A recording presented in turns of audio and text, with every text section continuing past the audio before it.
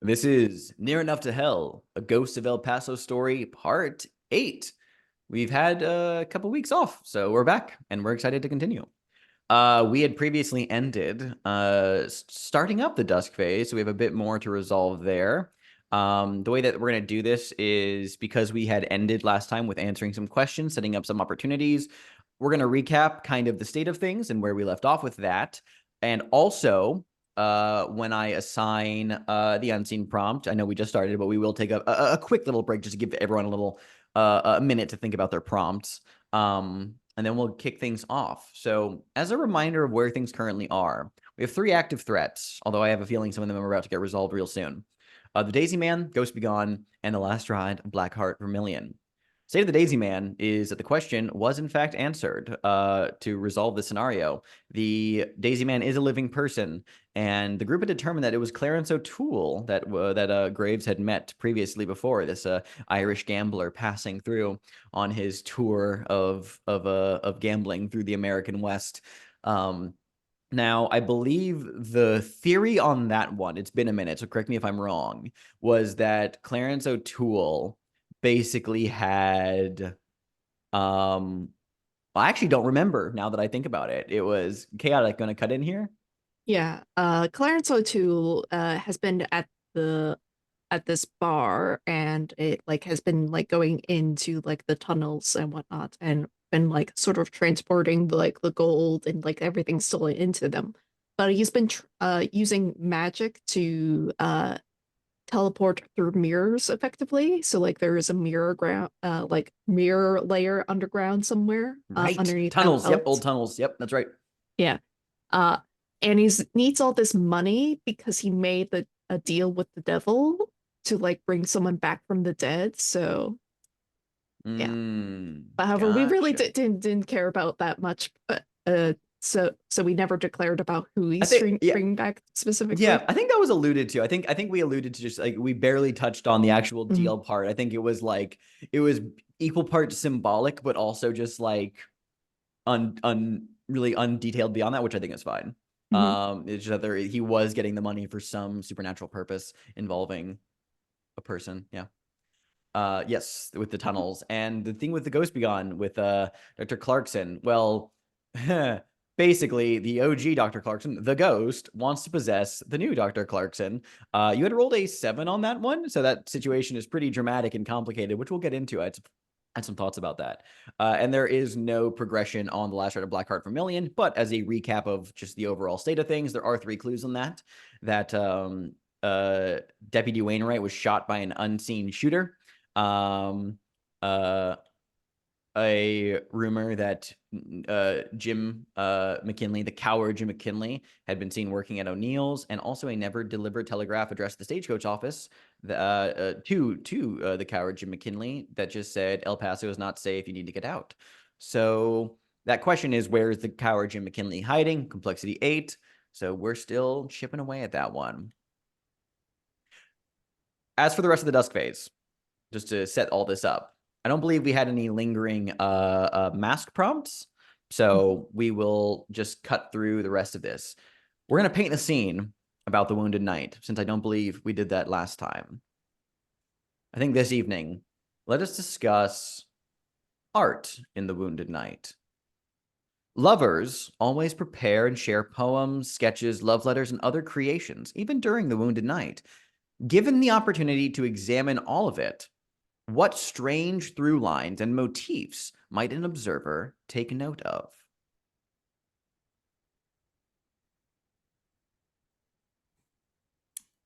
I think that throughout all the love letters, all of these songs and poems, there's always a promise to meet each other in the afterlife or after death.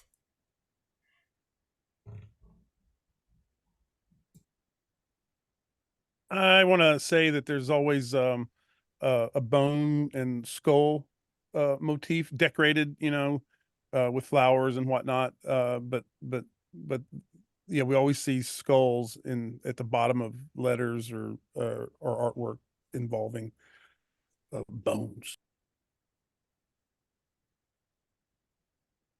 what's the rate of like the art being made, the poems that are written?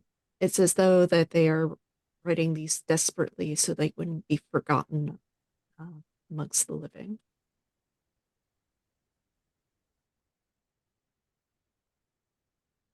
There are dogs in every, like they seemingly just kind of show up generally. But it's odd. Sometimes they're missing limbs or they're backwards or things like that.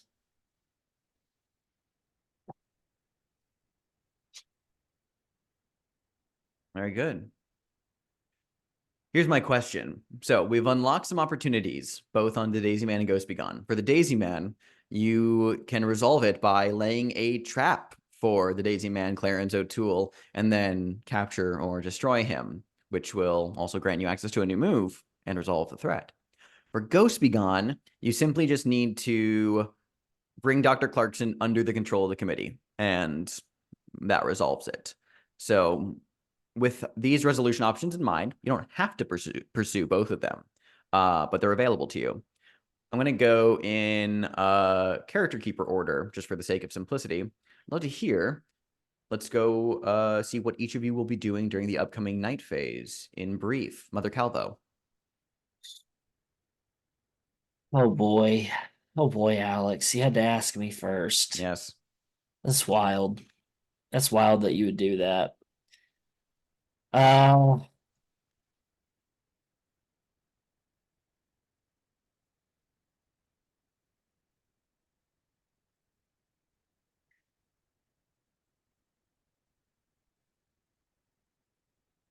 I'm gonna help out with resolving.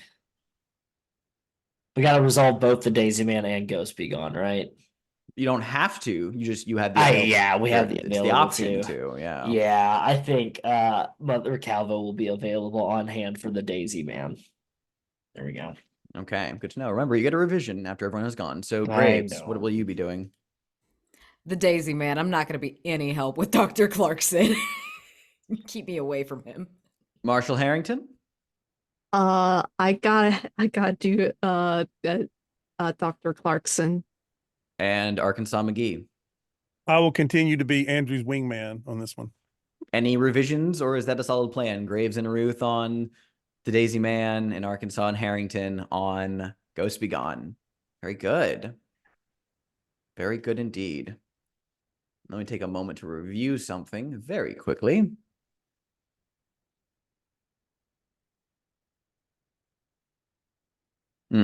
Okay. I'm going to assign us an unseen. We'll take a quick break so everyone can think about prompts. Tonight's unseen, with this in mind, let's see here. I didn't pick one in advance because I kind of wanted to see what you guys were definitely doing. Let's do the barkeep. This saloon is hopping more than an 8-legged jackrabbit.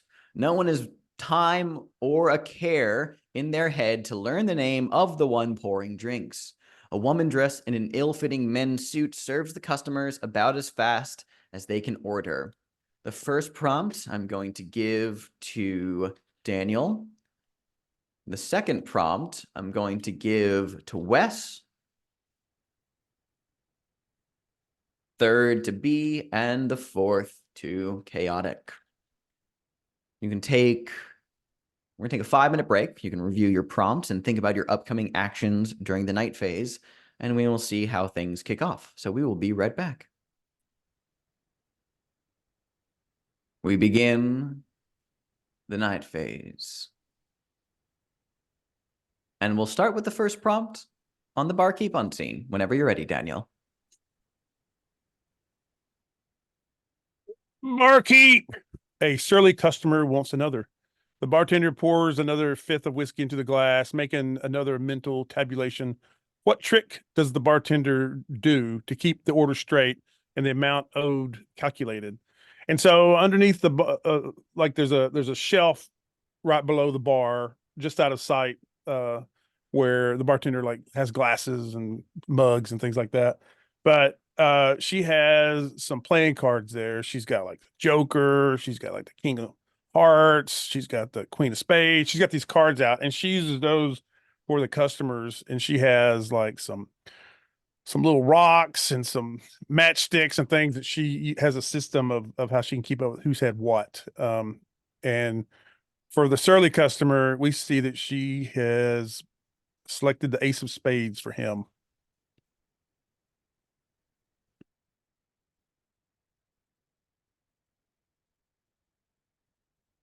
We will begin first, I think, with the Marshal and the Calamity.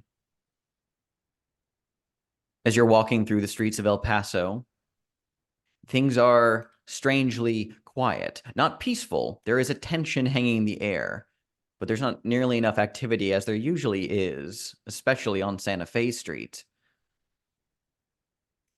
We see that there is a group of townsfolk who flick their eyes over at you, Andrew, with suspicion, maybe even outright disdain, and their voices whispering conspiratorially, and they turn and walk away from you, hastily walking to somewhere else entirely. We hear the bang of a gavel as we cut away for a quick moment to see an assemblage being held at the town hall without the Vigilance Committee. As a few various townsfolk are trying to bring it under order, we see a gentleman say, "All right, okay, everyone, settle down, settle down. Look, I understand folks is a little riled up, especially given recent events, but might as well not, waste any time. Let's get to the heart of the matter. You know why you're here? Do we even need the Vigilance Committee anymore?"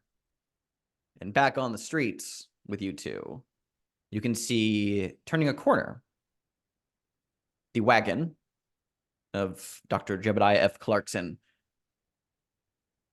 For the first time in all the nights you've seen it around, almost entirely abandoned. A scant customer or two buying things up, but the majority of the town is elsewhere for the time being. Dr. Clarkson catches your eye, Andrew. What do you do? Think I approach. Quiet night for you, Dr. Clarkson. Indeed, indeed. Seems that the good people of El Paso are preoccupied elsewhere. Oh, it makes for a bit of easier to have a nice conversation. Frankly, I've figured out what all this business is, and I really don't blame you for what you've done, both in terms of this transaction with El Paso, let's say. Whatever do you mean, Marshal? Oh, I mean that you're playing with fire, Dr. Clarkson, and eventually you're going to get yourself burned. However, not all of it is bullshit. I think I would like to extend an extension from the rest of the committee towards you for you to join with us. Arkansas. As Marshal Harrington is speaking with Dr. Jebediah F. Clarkson, what are you doing? He's looking back at the assemblage and at the town hall, and he takes out a matchstick from the rim of his hat, and he sees how much moonshine he has left in his canteen, and he said, "Did I hear you right, Marshal? You want me to start a fire and burn these jokers out?" No, we're not doing that. I mean, the town hall's far enough away from everything. Shouldn't cause too big of a fire. We're not burning down town hall. They are already very frustrated with us. But Dr. Clarkson, this is partly the reason why I'm sending this invitation towards you. You give us a bit of accreditation, Doctor.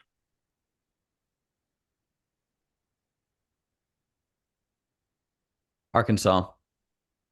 There is a strange feeling welling up inside you. we see that there is a faint, cold, shimmering mist that flickers at the edges of Dr. Clarkson's wagon. Something that is in the periphery for everyone else. None of us catch it. But we know, the audience, that this spectral force is, while Andrew and Dr. Clarkson are conversing and distracted, targeting Arkansas. And it is stoking the fire of rage within you. Tendrils of ghostly energy touching at the raw nerves, at your thoughts towards the coward, Jim McKinley, your thoughts towards everything that went down with Blackheart Vermilion, your thoughts towards anything at all that just ruffles your feathers or grinds your gears or what have you, and is gently nudging and stoking them in the direction of Marshal Harrington and Dr. Clarkson. We'll get back to that momentarily. We cut to utter darkness, a gloomy, oppressive, heavy darkness, the soft shifting tumble of rock and dust before a single flicker of orange cuts through the black. And with the creaking groan of a rusted lantern handle, we see Mother Calvo and Graves stalking down through the old, abandoned, I'd say at this point, mine beneath El Paso. What are you two doing?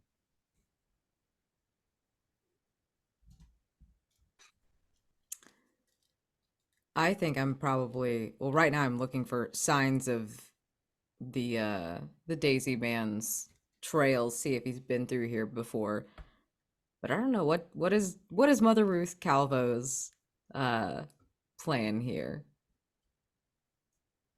Well, I'm thinking that maybe it's been going on here, Grace, is that you're going to be needing to rustle this fella for me, but by the grace of God, maybe shall perhaps be able to point him out. He might be a bit of a pervert, so we might need to be searching around a little bit, seeing if there's any pantaloons out on the wash or anything, as sinners are wont to do. I'm not sure that that's his method, but I will keep an eye out. And don't worry, Ruth, I will handle him for you. What type of person do you imagine is a freaky fellow that leaves behind flowers after breaking into people's homes by walking through walls, especially when people are getting to know each other biblically?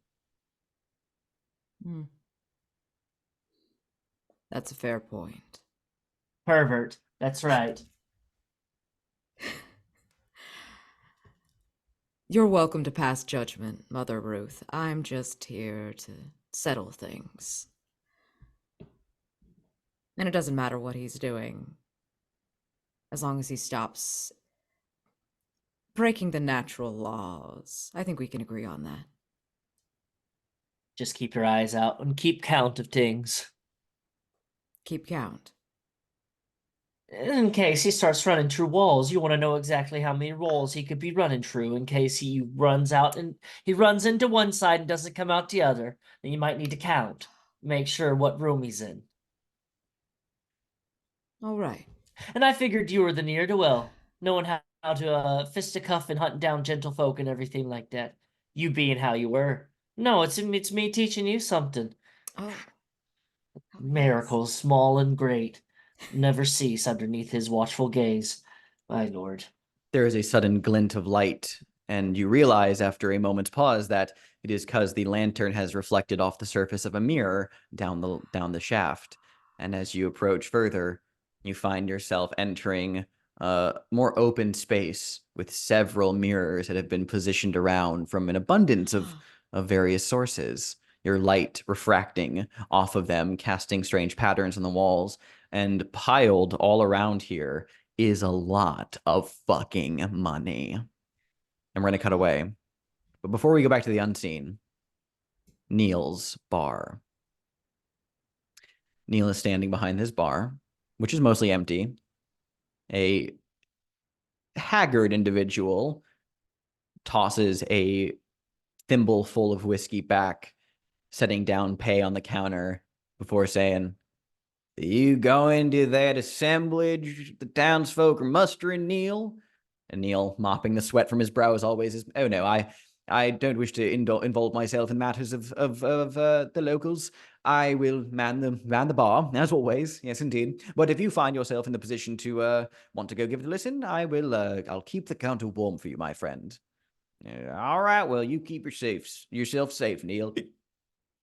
And as he stumbles out, Neil just nods, glances off to the side, nervously reaches under the bar and pulls out a bottle of Ghost Be Gone. Looking left and looking right nervously, he pulls out the cork and like takes a kind of like a quick sip and looks around before taking a deep breath and mopping the sweat from his brow once more. Let's go back to the unseen.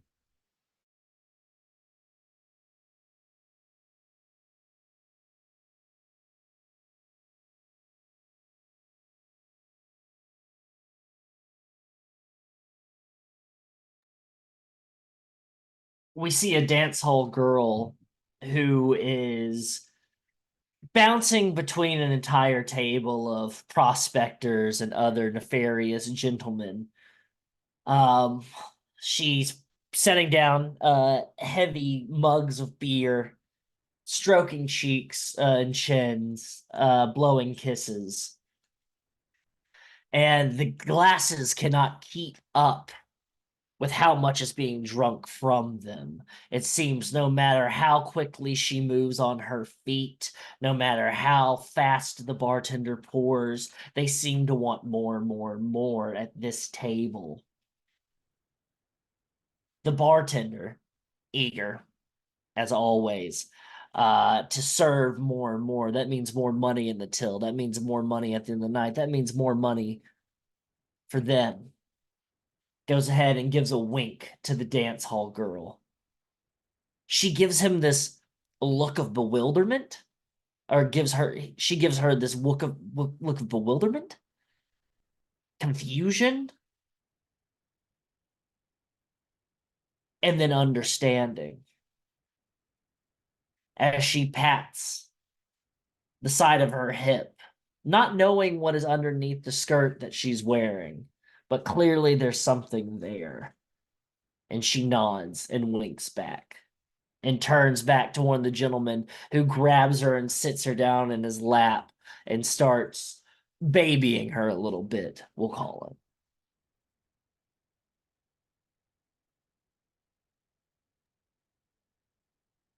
Back on the streets of El Paso, Arkansas McGee, I need you to make the night move.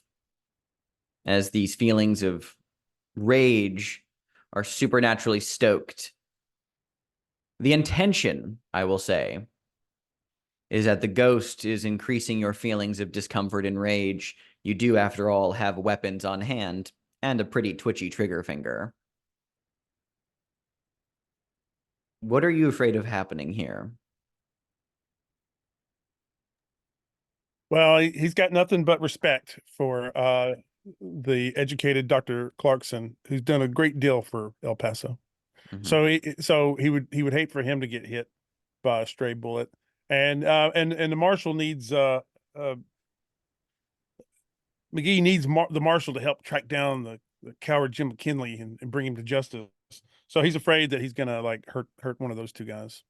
Yes, it is indeed worse than that, because you'll hurt both of those guys. Mm. And both of them, that swelling of rage will find itself directed in a way that you are not going to be happy with. This is going to be rolled plus sensitivity. Do I have sensitivity? No, I do not. I don't think I really have an item either. I was going to say, I think being hungover, honestly, is a disadvantage on the grounds of like your head's throbbing. There's already that feeling of discontent and discomfort, and it sure is easy to be quick to frustration when you're in such a state without your drink. Then I'm going to roll 3 and keep the lowest 2. All right. which is good. 6, a 5, and a 4. Well, I'll take that. So it's a 9. It's a 9, and I think I'm gonna use a mask to bump it up to a 10. Well, first of all, you have to let me narrate a complication. Okay. You always have to let me do that, Daniel. Which I'll come back to in a moment. So I'm thinking about it. I do want to clarify with Andrew, though. You've laid the whole thing out Yes. to Dr. Clarkson. And his eyes are firmly locked on yours. His posture has not changed, but there is a stiffness in it. He's still very presentational towards anyone who might be looking at it, the genteel showman, the business entrepreneur, but there is a tension there. Yeah. I think Andrew, trying to break the tension, just gives a smile and a wink at Dr. Clarkson. It's a little goofy, but sometimes it works. I'm going to ask this to be the day move plus presence. You're trying to convince Dr. Clarkson to join your side and work. You've laid out everything to him. You've explained everything, what you want from him and what he can do for the people of El Paso more than he's providing now. But what are you afraid should you fail to be persuasive? I think I'm afraid that the money is just too good for Dr. Clarkson, and so he would refuse, even to his own detriment and his own life. Indeed. You may go ahead and roll. Because you are marked by the grifter, I'm going to give you disadvantage. There's a battle within happening here. Mhm. Here's the thing. Okay. For personal quarters items, I'm listening. I have a lather and a straight razor. Did you shave before coming here? You got all Yes. spiffed up for your mans? All right. You Yes. can take it. You can mark it. I like that. That's cute. I really need to lean more into this then. Andrew Harrington has it bad.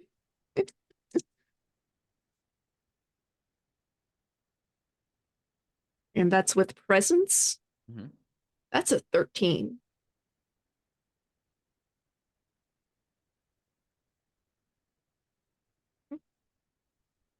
Incredible.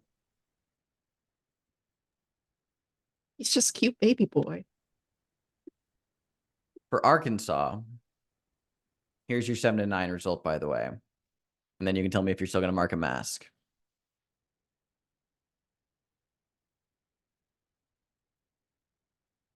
You feel this increasing sense of anger, but you're able to snuff it and push it back, and it's just discomfort, just a hangover. But what we know is that the ghost of the real Dr. Clarkson is in turn getting quite angry with its efforts of subtlety being rebuffed. And as you stifle it, it is now going to manifest. The ghost begins to shimmer and appear, crackling with rage, hoarfrost spreading across nearby surfaces as Andrew and Dr. Clarkson, the false one, I should say, share a moment. The real Dr. Clarkson is deciding to hell with subtlety. It needs to be direct. That's going to be your complication, is that situation arising. I'm gonna put on the I'm gonna put on a mask All right. anyways, and I'm gonna have a Okay. conversation with him. Now you hold on here. As per my my new custom move. Very good. We will address tabletop. that momentarily. Mother Calvo and Graves inside this room of mirrors, many mirrors, all reflecting yourself back, glittering off of the jewelry, the literal bars of gold, and other stacks of ill-gotten gains. You rolled a 10 on this theory, so this is a pretty straightforward opportunity. What trap are you intending to lay here for the Daisy Man? Unless Mother Ruth has do you have one, Wes? That you had one in mind that I don't want to just like step on you. Take it away, please. Mother Ruth It- is here for emotional and religious support. It's a mean idea, but I have the Book of the Dead, the book that has every dead person's name in it, and this cat is trying to bring back somebody that he lost. I'm just saying maybe that's the trap, is knowing who this person is and luring him with them. What is that? How does that settle? Is that too much? Is that too OP? I mean, you got it. So, like, if you got it, then you got it. That's my thought. So Good I to think know. Good to okay. know. So I go ahead. No, continue. I'm Oh, no. I'm listening. I want to hear what you were so Oh, if your intention is that with you have this book of names, then as we've mentioned, I mean, you are death. This is a fascinating idea. I'm gonna just straight up ask you, B, because you are death. Who is it? Who is this person? As you scroll through the list, your old ledger of names, it's his brother. his brother. What do you remember about his brother when you claimed him before? He didn't die quietly. Mm. How are you using this knowledge to lay a trap? That's where I think I need help. And I think actually, unless it is completely against the rules of revealing things, Graves turns to Mother Ruth and pulls out this little black book. You might have seen it before, Ruth. You might, but I don't think you saw it with Bartholomew. It's something that's new but looks really old. And I have an idea, some information about this person and someone he lost. And I think that's really what we need to get him here. I don't think he cares about money. Even though this is a ludicrous thing, standing where we are. Do you think, with all of your religious, otherworldly knowledge, do you think we can get his attention through one of these mirrors?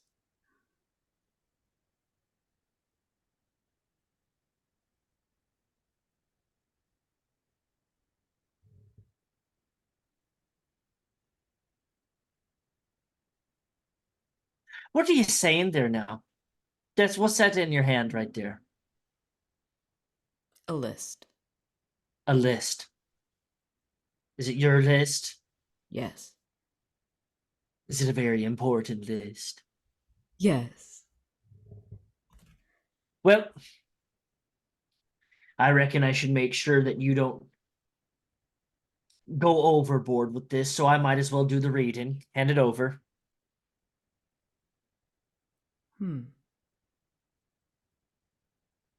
All right. Idle hands are the devil's work. Let's have a speed about it, please, before our opportunity to catch this person leaves. And they hand it to you, and it is a list of names and places. And I don't even think the cause of death is in there. I think it's just names, place, time. The time is kind of bizarre because it is not written like BC AD. It's just numbers that are completely illegible, but it is open on a book of what is this cat's name? What is this man's name? I forgot it already. Clarence O'Toole. It's a I think it is I think it is a somebody give me a name that is not Clarence. Marley. Yeah. Monroe. Marley. Yeah. Marley O'Toole.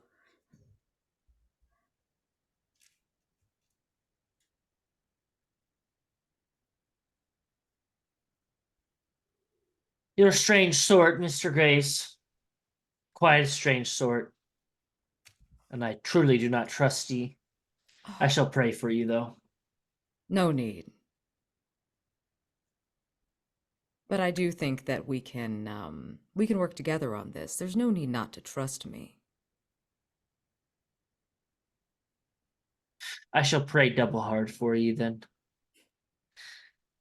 Starts reading off the list of names loudly, saving the best for last, which is, that name, Marley. Indeed. And back in El Paso at Neil's, which is now mostly empty, save for the proprietor himself, polishing glasses, wiping down the bar, sweeping up in the corner, occasionally sneaking a sip of Ghost Begone as he nervously looks around, mopping the sweat from his brow. There is the sound of something rustling, moving in a different room. He looks over his shoulder, alarmed but trying to maintain composure. Hello? Is someone back there? Hello? He glances off into the back of house, seeing no one on the tables, but seeing a door ajar. He swallows heavily, fumbles for a flask of Ghost Begone, takes another shaky sip, and mops the sweat from his brow. Let's go back to the unseen.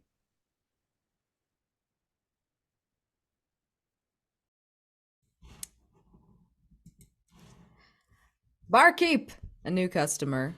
The bartender pours a beer and shaves the foam off the top expertly, showing this currently sober patron that the bar is honest. For now. What about the new customer shows he has money he will soon be parted with. And I think the first thing we see this man do is reach into this satchel that he has, and it jingles when he reaches into it. It's conspicuous. And he just slams down this handful of coins and bills. It is opulent.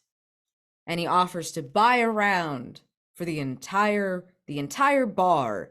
It's ludicrous, but he promises he has the funds, and he's visibly showing it to everyone. And there are people eyeing him. The dance hall girl even looks over at him from the lap of the other man and spies a target.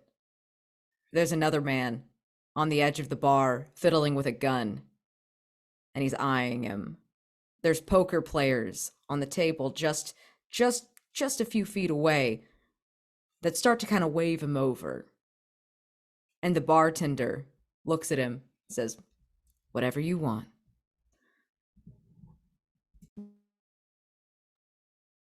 Andrew, you stand in close proximity with Dr. Clarkson, who there is that tension in his body, but it gentles slightly. There's a soft relaxation. You see that he stifles the faintest quirk of a lip as he has a soft kind of almost boyish smile that he has to wrangle his face back under control. And he says,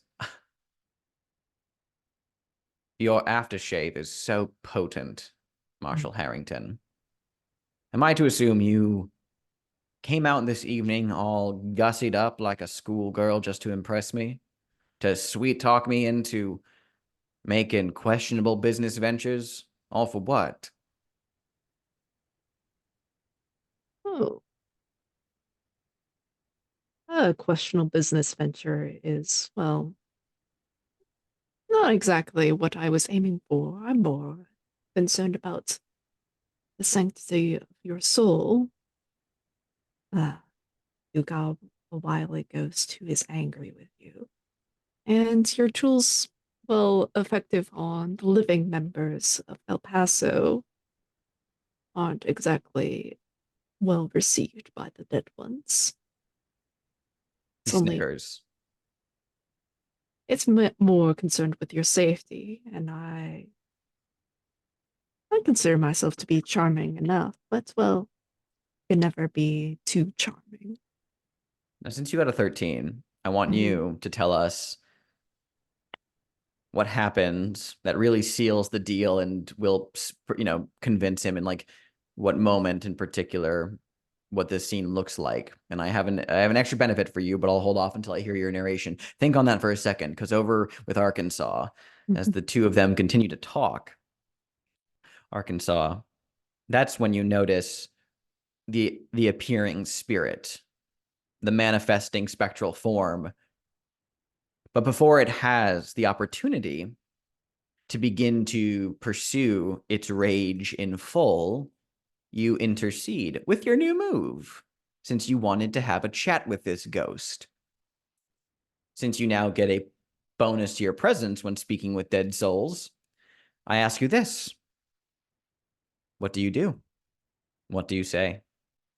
He walks over to the wagon where this cold aura is coming from. When he sees the spirit starting to manifest and feels its anger, he says, "Hey, what are you all riled up for there, old timer?" The ghost, its face, a twisted visage of horror, elongated jaw gaping wide, wheezing out, "He killed me. He did what? He killed me." You know, you're dead. That's just, you don't got to work anymore. You don't got to pay taxes. There's a lot of perks, fella. Can we just move on, or you need some revenge, or what you need? My name stolen.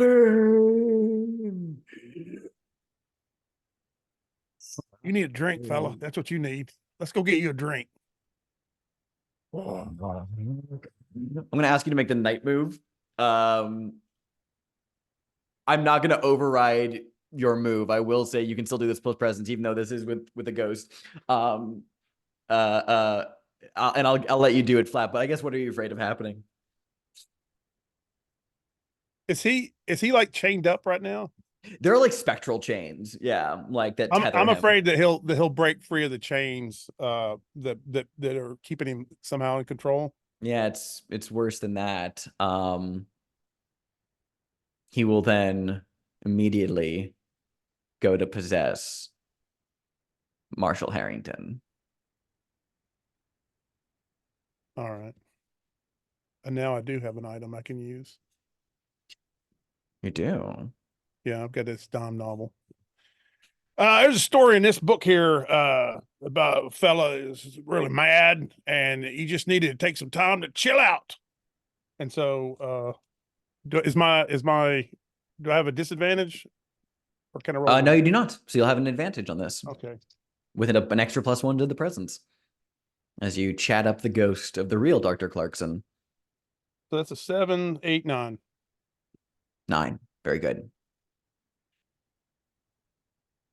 The ghost, writhing, wheezing, and fighting against its chains, the spectral energies are stilled, not fully quieted, but your presence, very disarming. The ghost takes on a less horrifying form. It begins to revert to a more ethereal reflection of what he may have once looked like in life, or at the very least, at the with minutes after his death. Haggard. And I think as you speak to him, as you speak with the dead, I'll keep your complication pretty simple. Just to say, how does Arkansas feel speaking with the dead? Sympathetic. You can take sympathy for the dead as a condition. Meanwhile, under El Paso, I'd like the two of you to narrate how you resolve the Daisy Man.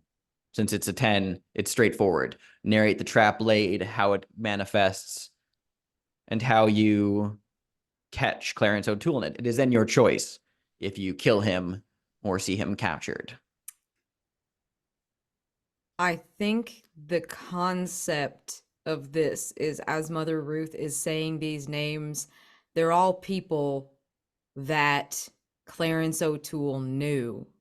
They're all from his hometown, and they're all people he at least spoke to. And she ends with his brother. And whatever mirror sort of, it feels like he's there, not his brother Clarence. Graves walks up to it and offers a gloved hand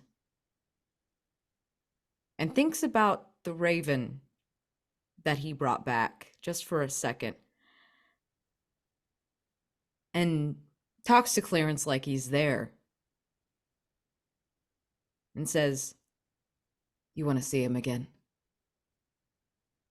I can make that happen. Just come here." And if Clarence does step through, my gloves are still on, and I look to Mother Ruth. Don't say anything, but I do give her a, well, should I? Look, I'm gonna let her decide whether we kill him or not.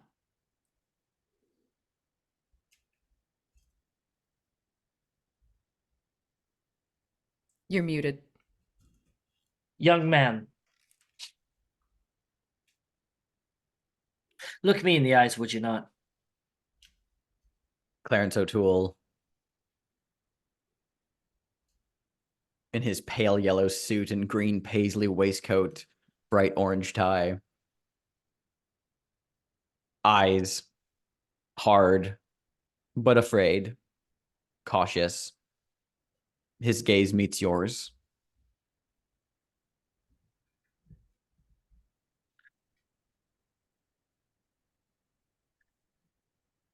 Do you feel any remorse for any of the things you done? All I've done is take wealth from folk who weren't using it for any good and true purpose and putting it to something meaningful. I haven't hurt anybody. It's just money. Was it meaningful? Or was it selfish?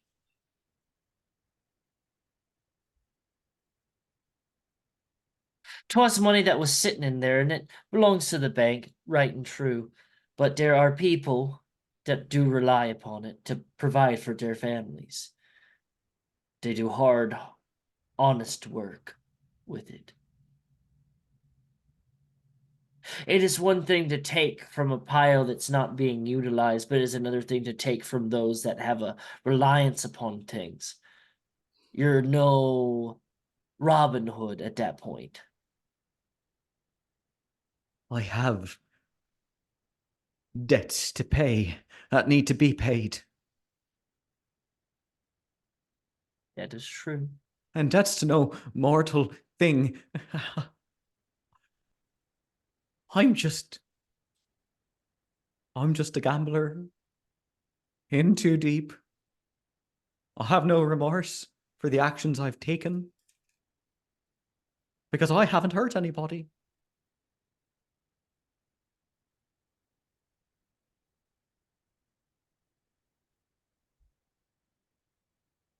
Poor man.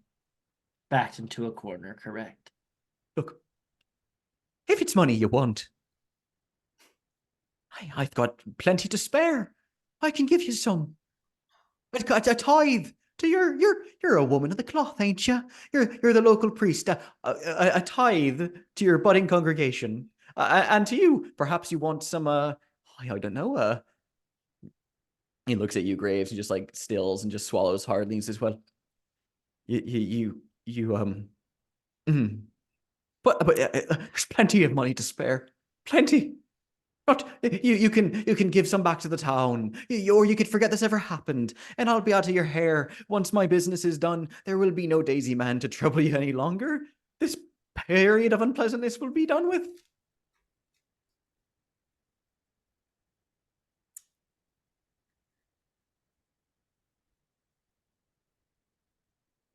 I don't think you get out that easy, my good man. I believe death would be a respite for you. It would be an end to your suffering. And for what you understand is that your suffering is not over. Your suffering will never be over. Your suffering must be taken up like a yoke under an oxen's. What I'm saying, lad, is that your time of service is not over. It has just begun. You will be using that money for good. Tiding is one part, but there's more good that needs to be done. There are poor folks that are starving. There are people that need medicine. There are people that need hand. If you want to truly be free from the yoke of your gambling debts, well, I think that you need to take upon a new debt, and that's a debt towards the Lord, your God and Savior. So I'm going to put this into your hands right now. Do you, Clarence O'Toole, stop what you're doing, this running, this senseless foolishness, and do you take upon the yoke of the Lord?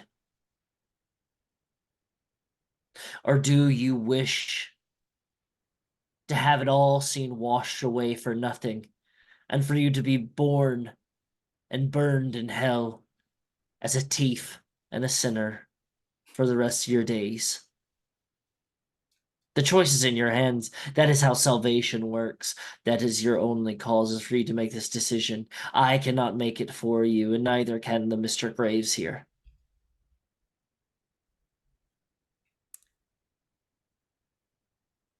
Clarence, his eyes flick between the two of you, and he fumbles into his jacket and says, "Maybe we could play for it." Oh, please. I would love to. Let's cut away. Before we go back to the unseen,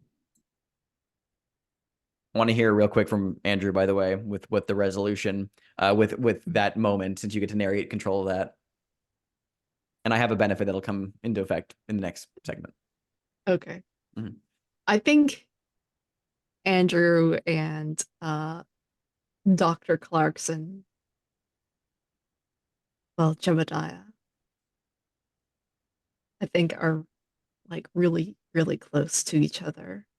I think Andrew just grabs Jebediah by the collars and takes him for a sloppy kiss once again, because goddamn,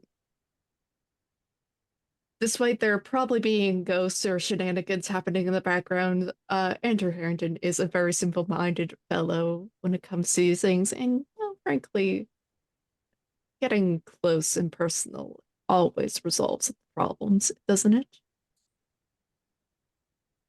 As you kiss back at Niels, he tentatively pushes the door that was ajar open to the dark out behind his saloon, glances out. "Hello? Is someone poking around back here? It's private property. It's business. Please see yourself out. I keep a gun under the bar. Off you go. There's more disreputable joints than mine." And like leans out and doesn't see anyone. Huh. And he goes back in and closes the door and walks back into the bar. As he enters the tap room, we see a pair of boots kicked up on a table in a corner. We don't see who they belong to. And he freezes. His eyes go wide. And he says, It's you." He hastily fumbles for a bottle of Ghost Be Gone, but realizes it's empty and looks up as we see a hammer on a gun get pulled back. Neil's face pouring sweat as he stumbles back, and we hear the gunshots go off. Let's go back to the unseen. Barkeep damnation. The surly customer again. When the barkeep cuts him off, how does the bar make sure that the surly customer pays every penny he owns? I think that the surly customer is like at the bar asking for more drinks, asking for just more and more, and I think the barkeep just gets fed up and just pulls him over the bar and says, "Listen here, you've been testing my every nerve, and if you don't pay me what you owe and get out of here, we'll strung you up like a dog you are."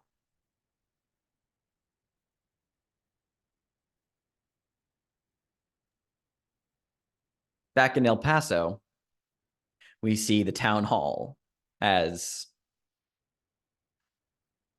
Dr. Clarkson steps out the front doors, clapping his hands as if to say, after hard work, and looks at you, Andrew, and says, "Well, that should convince them, at least for the time being.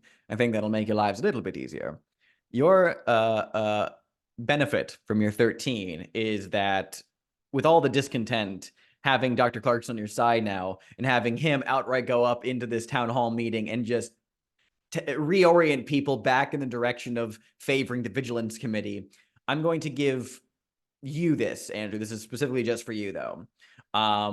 This is going to be a this will be manifested as a condition, but you're about to clear marked by the grifter anyway because the resolution of this threat. However, so the way that this is working is that the condition is going to be worded something along the lines of just like, you know, I'm blanking on the word for it, but it's like a tentative piece of some kind, like a sort of like a standstill in the rumor mongering and stuff like that. As long as you have that condition, you can clear it at any time to just like evoke an advantage on a roll or something like that.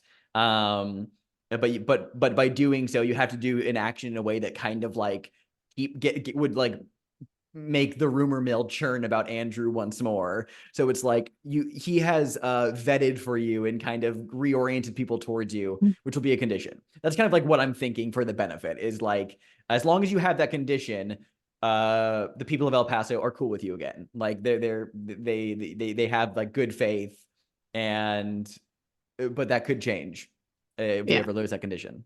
Yeah. How about ordering it as all's quiet in El Paso? I like that. I like that a lot. Now, everyone, let's just go around and hear our resolution scenes to the night phase. Starting with Andrew, since we're just kind of on this scene already. I think this is not a sort of a conversation we really need to role play out. I think Harrington, still being the flirt that he is, sort of invites Jebediah back to his place, effectively. Very cute. I think we see in a dark alley, we see Calamity, not the Calamity, Arkansas McGee. We see him pass the ghost of Jebediah like a glass, you know, like giving him something to drink. And we can hear him like as he's walking into this dark alley, we can hear him saying about the way of revenge works. It's like you got to draw it out. You can't just do it. I mean, you got to draw it out, and you got to let them. You got to let them get comfortable, right? And then you snatch it away. We just hear him like him coaching this this spirit of rage on how to get revenge. But he's trying to like buy some time.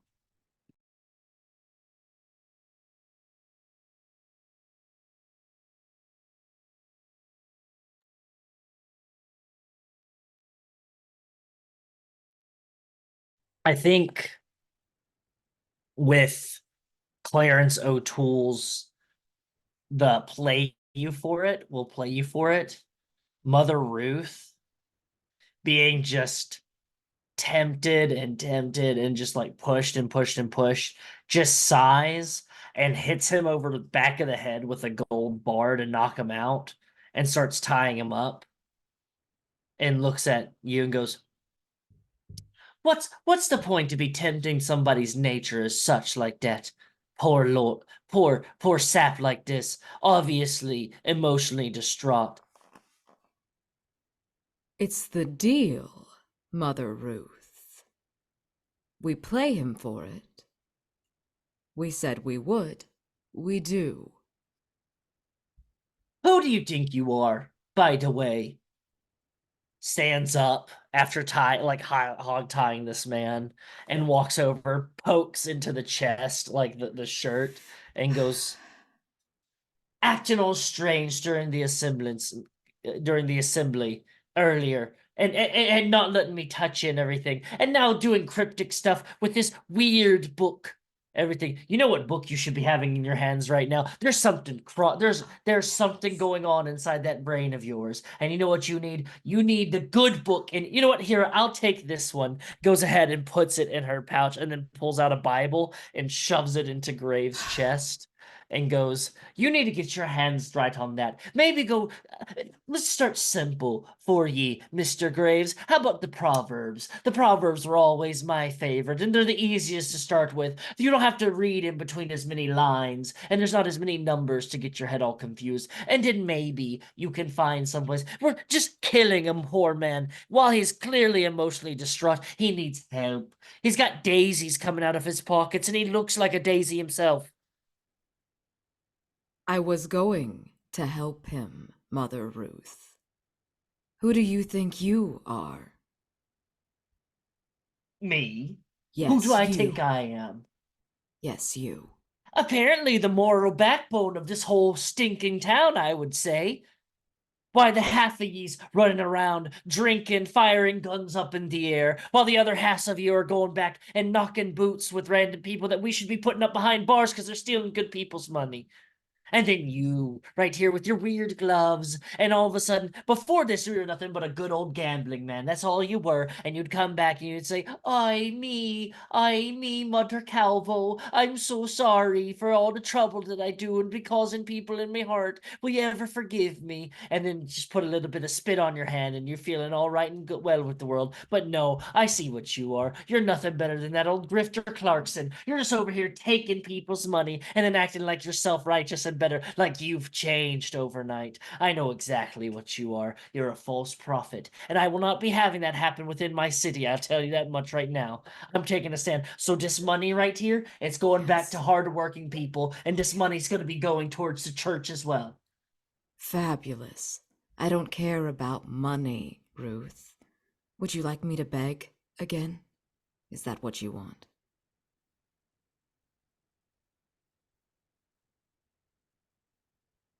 I'll tell you something, Mr. Graves. You take that attitude of yours, and you can put it where the sun shall not be shining for quite a long time, because the next time you even think about coming and asking me for confession, I'll tell you you can go and confess by yourself in an outhouse. And starts grabbing Clarence O'Toole.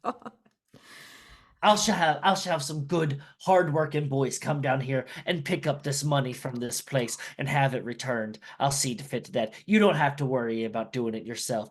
Actually, what am I doing the heavy lifting? You're a man. Pick him up and take him to the jail. Graves just looks up and sighs and takes Clarence O'Toole by the how he's been hog-tied a little bit, and starts dragging him. And it's just, I guess we'll finish this game at the jail. As you drag Clarence O'Toole out from the beneath to the above,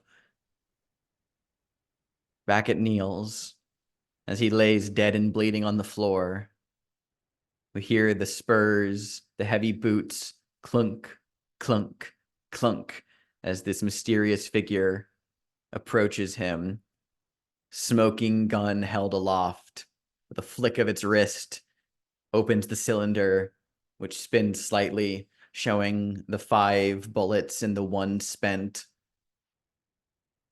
the figure whistles a sharp, simple little tune, and with a fleshy, quick little gush of blood, the bullet flies out of Neil and re-slots itself back into the gun, and they flick it back into place and tuck it into their holster and walk out of the establishment. And that brings our night phase to a close, as well as the resolution of 2 separate threats. We are going to take a 10-minute break, and when we come back, we will introduce a new threat and start the day phase. We are going right to the dawn phase to get some rewards, do some XP. Speaking of rewards, we got 2 threats resolved. So we got 2 whole sets of rewards. For the Daisy Man, we'll do that one first. I've added these into our character keeper, but I'll read them off for the audience. The options are a gold pocket watch with a daisy pattern on the back, can be added to personal quarters. A hand mirror that shows a different place, add it to your personal quarters. A large pile of money, which you can add, or 2 memento options. Let's have Graves and Ruth get first pick, since they were the ones who actively resolved it. I think Ruth gets first pick because she knocked out the man.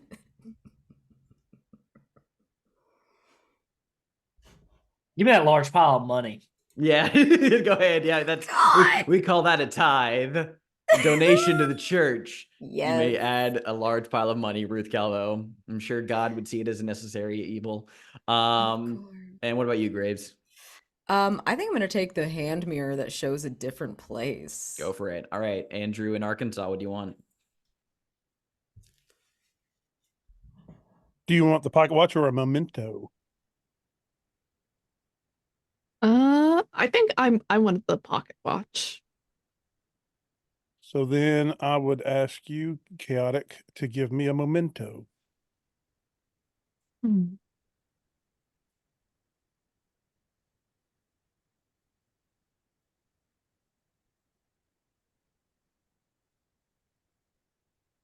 You know what? I'm going to get, this is going to be a weird one, but I think that the Daisy Man, Mr. Toole, had a spare key to O'Neill's.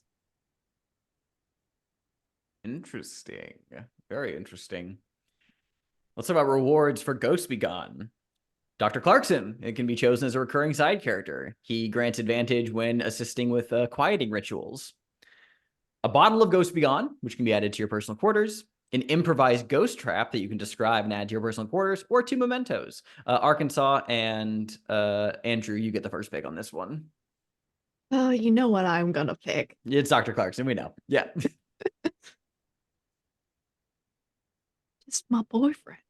I want the ghost trap. You want the ghost trap? Very nice. Take the ghost trap. Describe it? I'm trying to think what would look like for bait for ghost. I don't know. I think it's just some kind of like weird shadowy cage. It's just shadows that lock around a ghost. So it's just kind of shadows. Very good. And what about Ruth and Graves? I'm going to take a memento and have Daniel tell me what it is.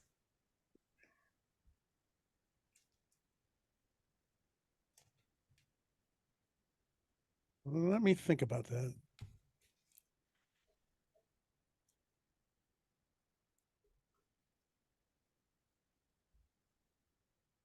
I'm taking the Ghost Be Gone. Right on. Then I Right think I'll on. go with that. I think I'm going to go with that weird chemistry set that had all those bottles of like powders and metals. I Jeez. can't remember That's what the very clue was, cool. but it's that chemistry set that Dr. Clarkson was using. That's very cool. I like that. That's fun. I I I'll think it's also an clue. I remind everybody that because the way you resolve the Daisy Man, you now have access to a special move called Spectral Form, which I've added to our list of moves on the tab.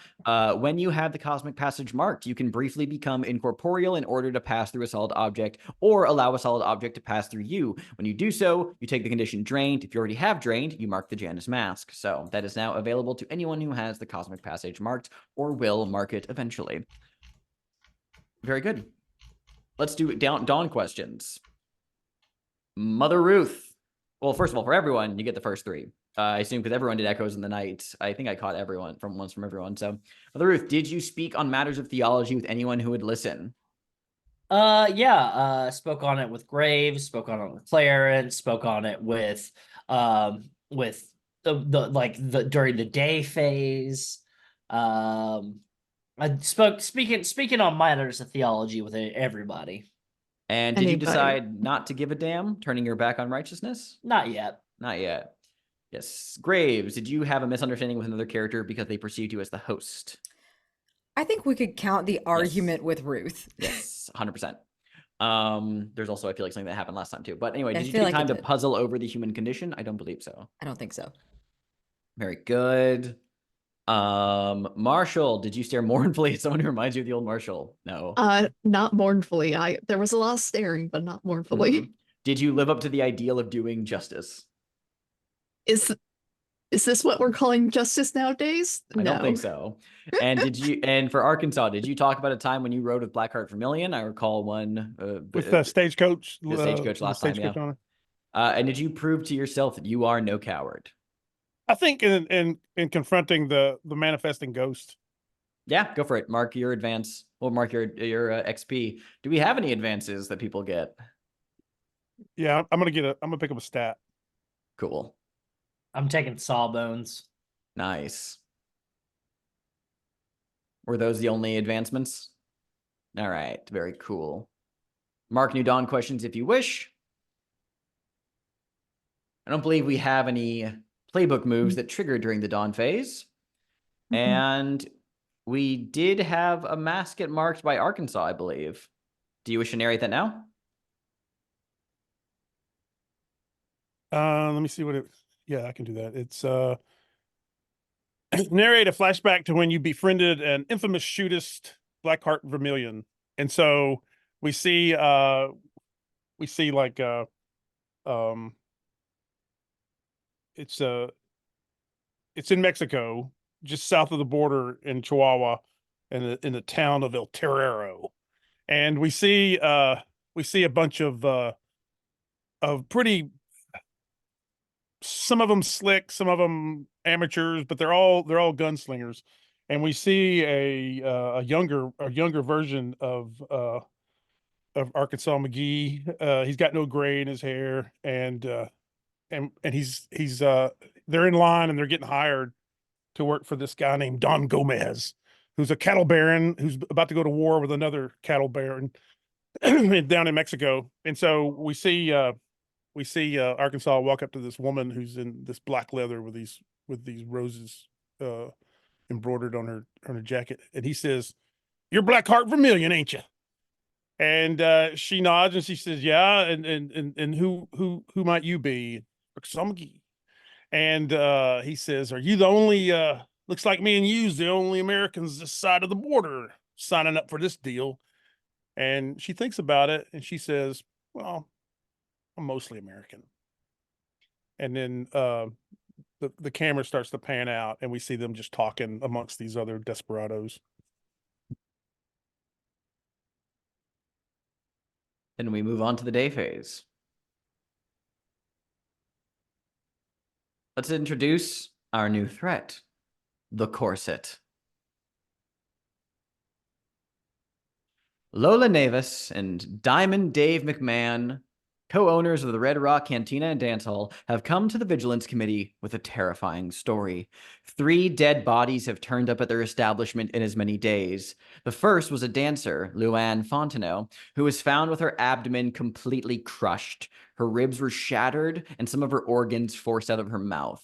The second was Sylvester Stanton, a local Lothario and Red Rock regular who was flayed by sharpened shards of whalebone until he bled to death.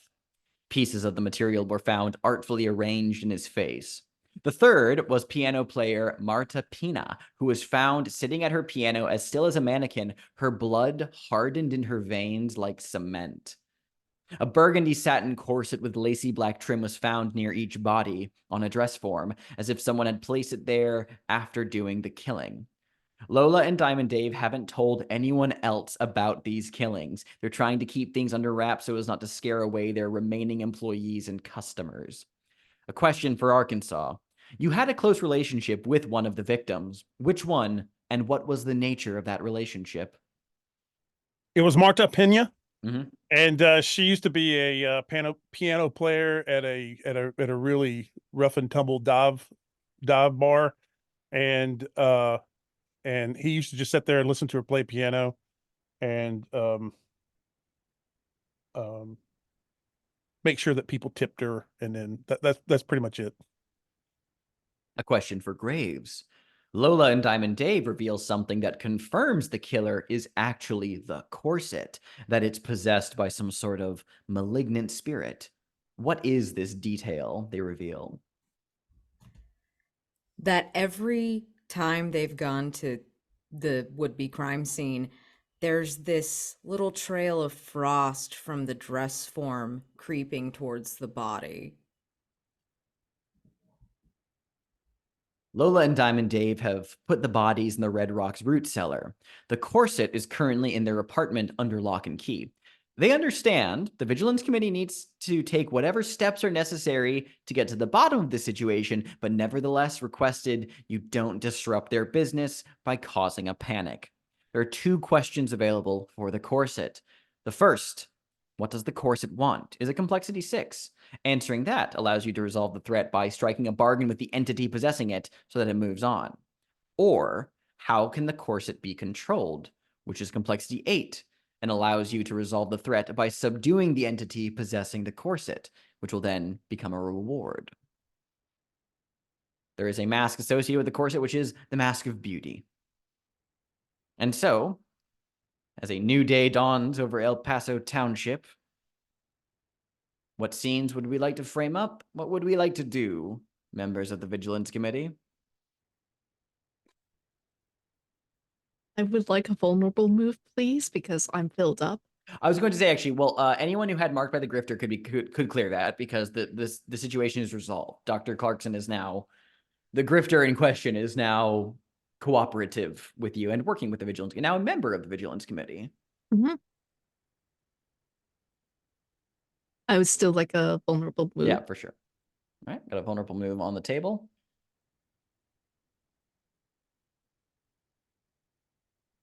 I can provide that. Mother Calvo is operating the church tent today. All right, very good. Andrew Harrington, Mother Calvo will have a vulnerable move. What about Graves? I'm always down for a vulnerable move because I'm always full up on conditions, but also I would like to go interrogate some dead bodies. You very well could. Arkansas? I think I'm gonna clean up after my old buddy Neil, and yes, you heard the news. yeah, I'm gonna clean up that mess and make sure he's buried, and then maybe take some interview some folks for a new bartender there to help keep the status quo. All right, I like that. Let's start with Graves. Since you're paying a visit to the Red Rock Cantina and Dance Hall, which is 2 buildings. The cantina is this long single-story adobe building. The dance hall is an adjacent 2-story wooden structure with apartments on the 2nd floor. The root cellar is beneath the cantina, which we see a trapdoor open above, letting light cast down into the cramped, dark, earthy space of the root cellar. The faint smell of rot as well. as you descend the steps into the root cellar. There are the 3 corpses of the victims, amidst various other things of storage that have probably been used for multiple different purposes over the years. Let's paint the scene about the root cellar. What down here makes you think Lola and Diamond Dave have alternative sources of revenue?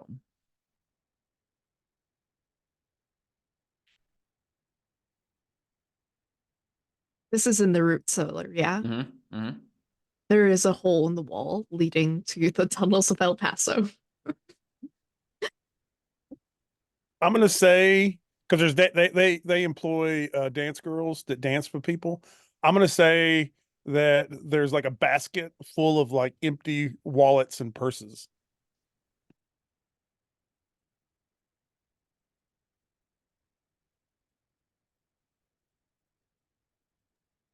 There are multiple fine women's clothing that you have all seen on other women throughout town.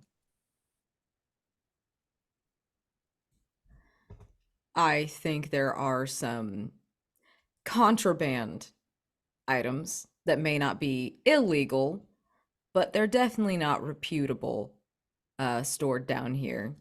A variety of drugs of various sorts. Nothing's illegal because it's the 1800s, but it's not very proper.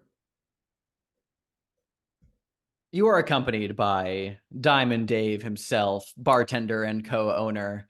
He is a very slender gentleman dressed in a smart brown and white striped suit, blue tie, and a very pristine white shirt. I can't speak. His mustache is just slightly curved up at the tips with a little bit of wax. He has this anxious, unnerved energy about him as he is escorting you down into the root cellar, and he's saying, "Yes, so this is where we keep them. Listen, I'm not the kind of man who disturbs easily, but right now I am well and truly disturbed. I mean, I slept behind the bar last night because I can't stand to be in the vicinity of that thing upstairs. I have it in my room, you know? In your Actu- room. Yes, in the apartments above the dance hall. I actually tried burning it at first, and it burned, it did. But not an hour later, it was back and propped up in the dressing room. I could feel it looking at me, the corset looking at me. But we've got to keep going, don't we? I'm not going to have my business ruined by a haunted bustier. Are you sure it's safe to keep it so close to you and, Lola, was it? Rather, yes, Lola. Rather close to me than to the customers or the girls. It's very noble of you. Mm. Very Yes, well. foolish. He kind of like puts a finger under his nose as the smell of the dead bodies is kind of wafting up a bit. Hey, do you need my my oversight, or shall I return to the bar? And Graves is just weirdly unbothered by this probably very putrid, just absolutely putrid air. Just, no, you're welcome to go back up to the bar and attend to your business. I think I can handle it down here. Splendid, great, wonderful. Holler if you need anything, Mr. Graves. Again, we appreciate your discretion. And he quickly, sees himself back up and gently closes the trapdoor behind him, sealing you in the dark with the dead. What do you do? I walk up to this row of bodies and pick whichever one looks the most recent and just address it like it's a person. I stay quiet just so it's not like this man doesn't hear me talking, but he might. Because I have, for the viewers, I have a new move called Death's Morbid Tongue that allows me to interrogate corpses as if they were side characters. Incredible.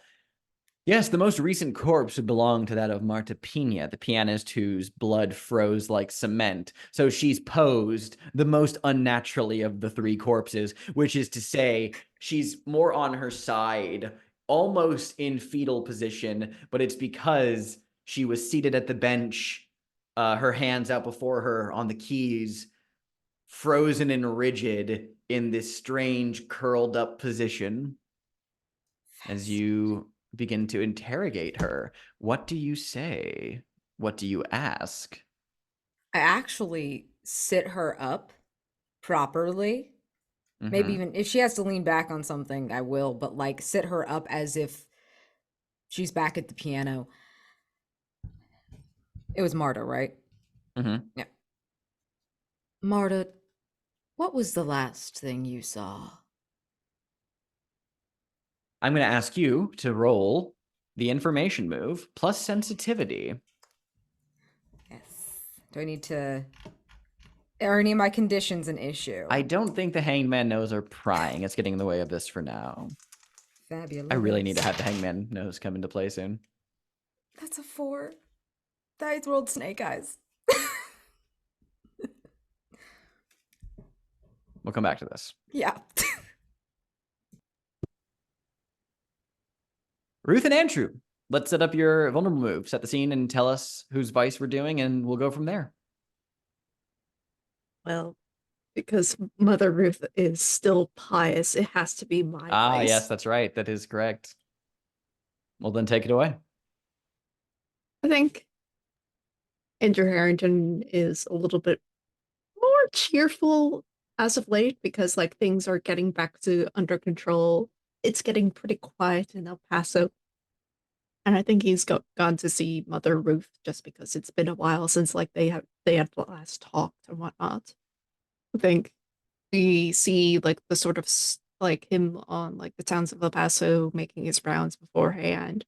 And I think like there's like a fruit seller and whatnot, and like he just sort of a non-discretionally just sort of picks up an apple and just puts it in his pocket before heading to over towards Mother Ruth's uh church tent.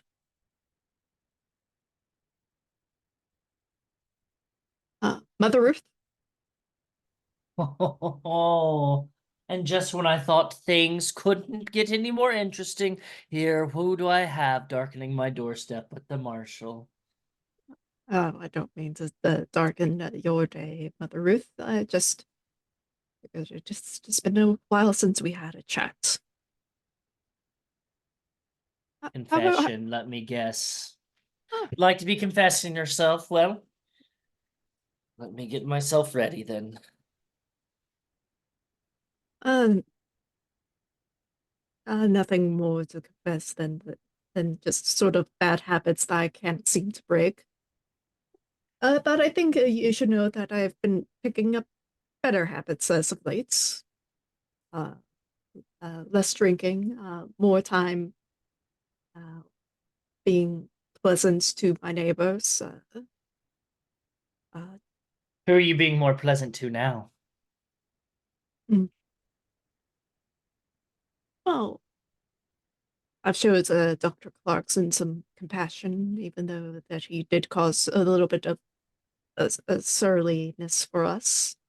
So turning the other cheek and whatnot. And so far, he's taken time to take that Ghost Beyond stuff off the market. So, as well as like sort of helping decrease the rumor mill going around El Paso. So encouraging good behavior all around.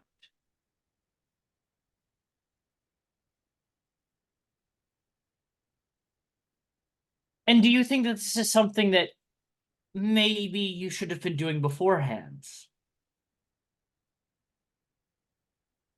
Maybe. What brought about the change, dear?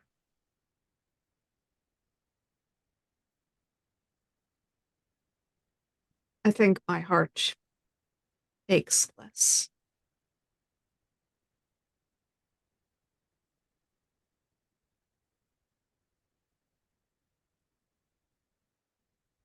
Is this refreshing or terrifying to you? A little bit of both, if I'm to be honest, but you seem a little bit more tense than usual, Mother Ruth. Is everything all right? Everything's perfectly fine about me, Marshal. I'm just making sure that the eternal soul is not wallowing in damnation of our lawmen in this town. Mm. But is there a soul that you are worried about? Because it seems like it. I have upon my possession a strange book that belongs to one gambling Mr. Graves. Hmm.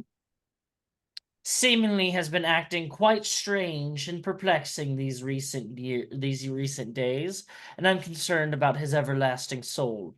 I'm concerned that it might not be there anymore after the troubling conversation that we had in the tunnels beneath this very town. Hmm. Might I see the book? Maybe I can offer some insight. I've come across the sea, so I might have more insight into this than you. Do you think your regional placement makes you fare better at reading things than myself? Different Marshal. experiences, Mother Ruth. I've seen things you haven't seen, and you've seen things I haven't seen. If two heads are better than one, that's all I. Lest you forget yourself that you are not the only one that is not from this wretched new world, that some of us also come from farther than England. That's fair. That's fair. Just offer to help. Just maybe bring some insight as to what it could be, or at least how to help out Graves. If I could read the contents of your heart, I'm sure I would blush. Hmm. Pulls out the book, hands it to you.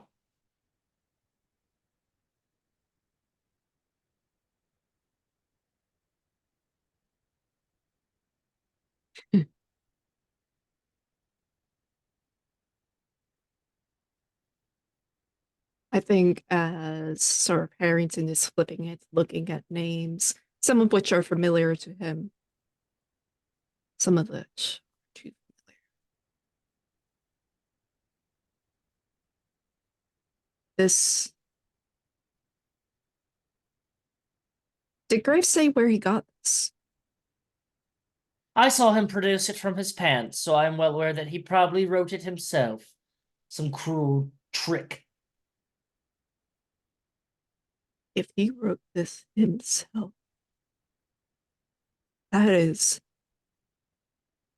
terrifying, Mother Calvo. Is it Ruth? This shouldn't exist. I recognize some Are of the you names. seeing something that I'm not seeing? Perhaps prattlings on of a praised man, and you're seeing it for something that it's not. Yes, because most of its names I don't recognize, but some of them I do recognize, and some of the names I know for a fact did not get uttered to Graves. They couldn't have been uttered to Graves because the people in this book are dead, and they've been dead for a very long time. I'm concerned for you. I am not only concerned for Graves, but I'm concerned for you now as well. Because you're falling into false pretenses and thoughts that he might be having for himself, delusions of grandeur. Is everyone in this wretched town bewitched by the ghosts that dwell outside in the desert, that you can't think of anything else but imagine being normal for a bit? I You, speak for yourself, lad. This contains people I've known for decades, dead for a long while.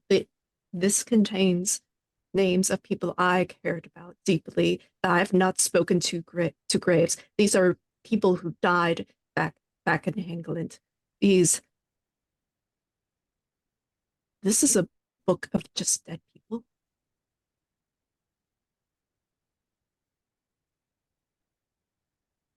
I noticed the same thing. I was wondering how long it was going to take for you to get to the same well, understanding that I did. Yeah. Perhaps you thought it would be explained as the Graves took up the hobby of like etching sort of gravestones or something, but that's not the case. We're going to take a moment to quickly cut away back to Graves as this conversation is happening, as you are attempting to speak with the corpse of Marta Pina. There is a coldness in the air,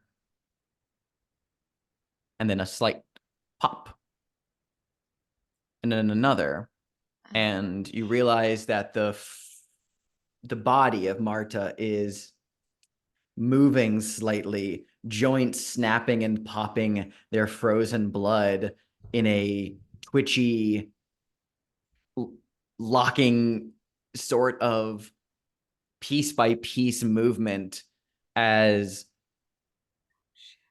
her eyes like flicker open, and the cold in the room is undoubtedly the presence of a ghost, but it's not her, as her eyes take on a different color entirely as the figure with the popping of snapping blood veins and cartilage like lurches and like sits up, jolting and popping its head, twists and looks at you. You see that a hand manages to reach up to its throat and with a decisive squeeze crack and dislodge part of its locked up and frozen vocal cords to allow speech, as it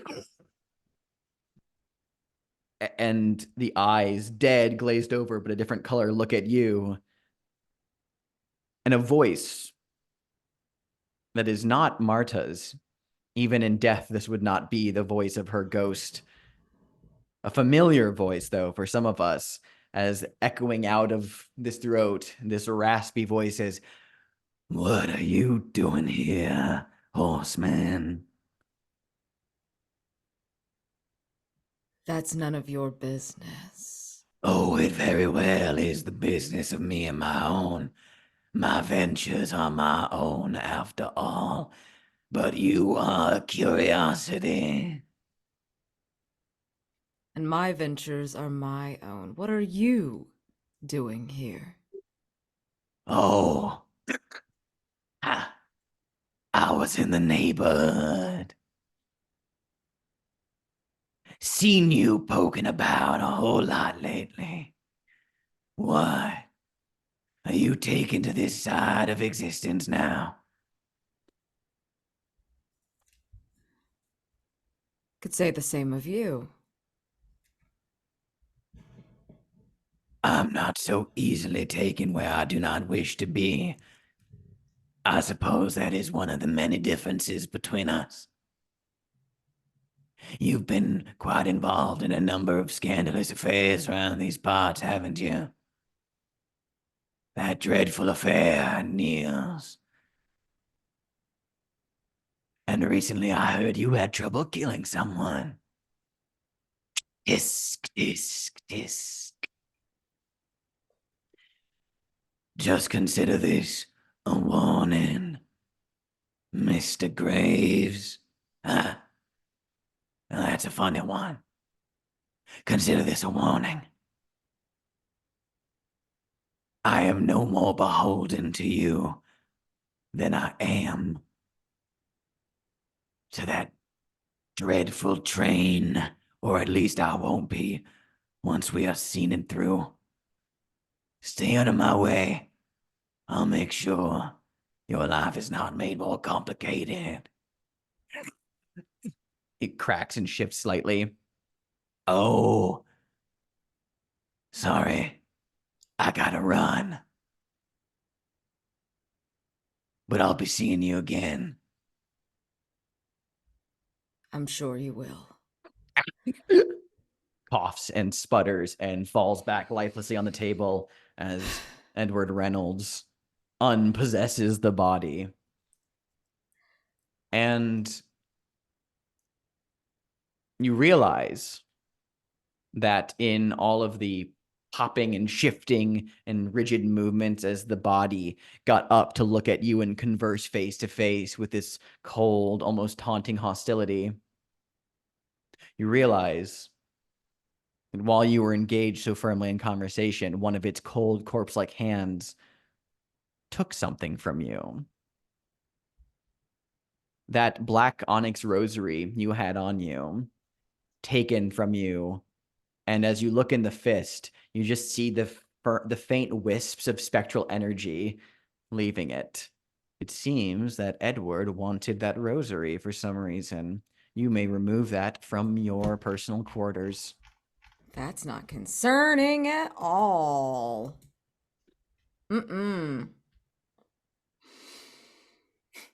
Arkansas. You're at Neil's doing some hiring. How's that going? So he's drunk, and there's two guys that are passed out in Neil's, and I thought that's probably it. And he's got a sign that's up on the door, and it says bartender wanted, no experience necessary, cowards are welcome to apply. And he's talking to the two intoxicated or passed out guys, and he's like, there's this this legend has it, the assassin coward John Wilkes Booth, once he was on the run after killing our president, he would not go to any, he would have gotten away, but he was going around a cemetery, and if he'd gone through the cemetery, he got away. Did you hear that, fellas? And so the legend is that cowards can't go anywhere near a cemetery or hallowed grounds. And that seems like where we're at is the opposite of that. So this is a pretty good place for us to capture coward Jim McKinley. So I'm going to put that down as a clue about cowards. For sure. I like that. And they're mostly not listening. As this conversation is going, we hear outside the approach of a horse outside, and then the rustle of someone dismounting, their boots hitting the ground and walking up the porch. And you see stepping into and leaning against the door frame is Blackheart Vermillion, who just kind of creaks into the floorboards. The other two gentlemen don't really seem to pay much attention to her. She like kind of like quirks an eyebrow at your story, and then looks at the sign, cowards need not apply. Cowards should apply. Oh, cowards should apply. Welcome. Yeah. Yep. And she like walks right up to you, right up to the table, like looks at the sign, looks at the two drinking, slightly out of it men, then looks at you, and she says, Arkansas. What the fuck? I'm doing good work here, making good headway. Why have you not found the coward Jim McKinley? I'm hot on his trail. No, trust me, Blackheart. I'm hot on his trail. She gives you an extremely confused glance of like, it looks a hell of a lot like you're just pussyfooting around the issue instead of doing anything like we talked about. Because I am undercover, I'm not going to take offense upon your comment. All right, I'm deep into character here, Blackheart. Okay. She just nods slightly and like shakes her head before she says, well, since you're undercover, and she pulls out a lock of her hair from her jacket and places it on the table and says, I guess I won't question your confounding methods, Arkansas. But if and when you find my murderer, summon me. And you may add a lock of Blackheart's hair to your personal quarters. And when he picks it up, he says, when, not if. It's gonna happen. This coward, he cannot stand to be made fun of.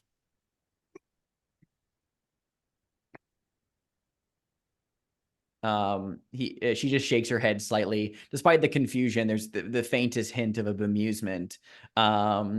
And she says, I asked you to meet me at Four Aces Ranch when you're ready, and you're taking your sweet time. No, the Four Aces Ranch is a bust. It ain't there anymore, Blackheart. I trust your subtlety, Arkansas. Good luck with the job interviews. And she steps out of the building. He looks over to the two passed out guys and says, that was a legend. Blackheart Vermilion, fellas, right there. Let's go back and resolve the rest of Ruth and Andrew's scene.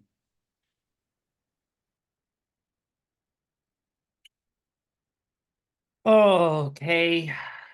So, you seem to believe what is going on inside this book. I should surely believe into it because it seems to have you quite a fright. And the poor lad was believing it clearly of what was happening.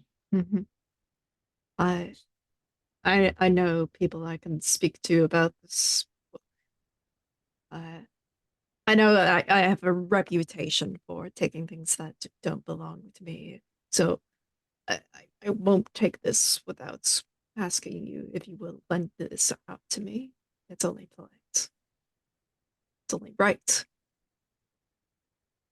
It would be shameful of me to look upon ye in this time of need that you so clearly have, and you're desperate for any kind of assistance and anything, for me to have you return something. Think I don't know about your little trips, your hands' little trips into the, well, all sorts of things. Go ahead and take it, if it may help ye. No strings attached. Thank you, Mother.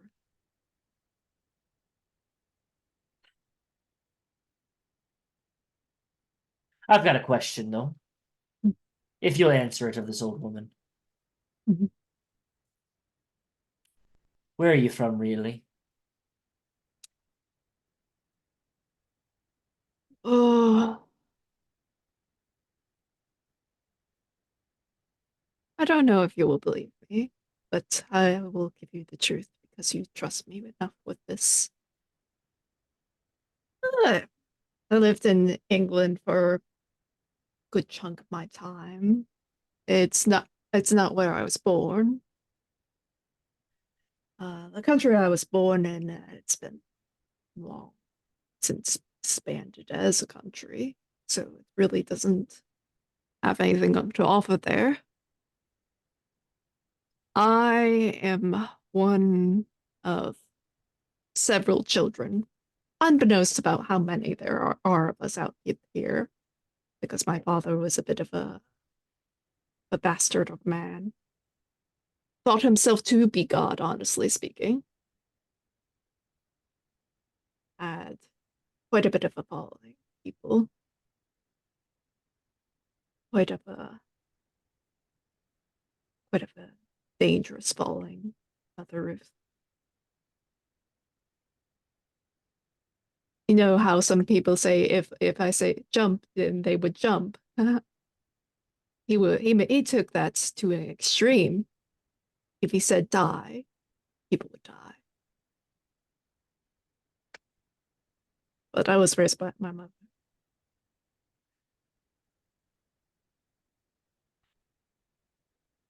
It's just the two of us. She gave me a name, an awful name, because she wanted something to remember my father by.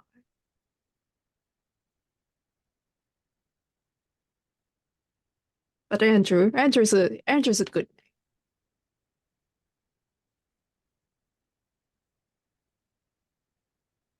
Decent enough. I shall pray for your mother. Mhm. Yeah. The reason why this book has all me so sorts of scared is that my mother's name is in this book.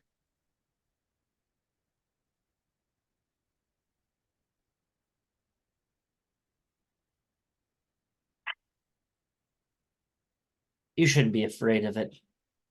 Try your best not to be. Truly do not. It's something that comes for us all. And you being scared of it is not going to do any favors for yourself. I'm not scared of death. I'm scared of what this means for Graves. Because if he has this book, because I'll be honest, I've lied about my age, Mother Calvo.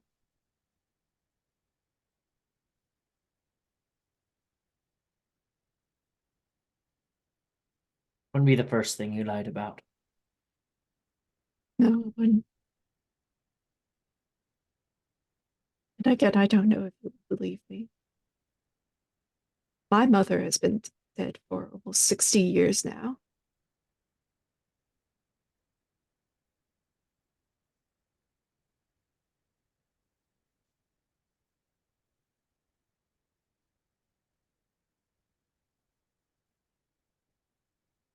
I'm not going to push any further, for I am afraid of what I might think or might do if I find out the truth. But I suggest that you find somebody that you good and trust to let them know that.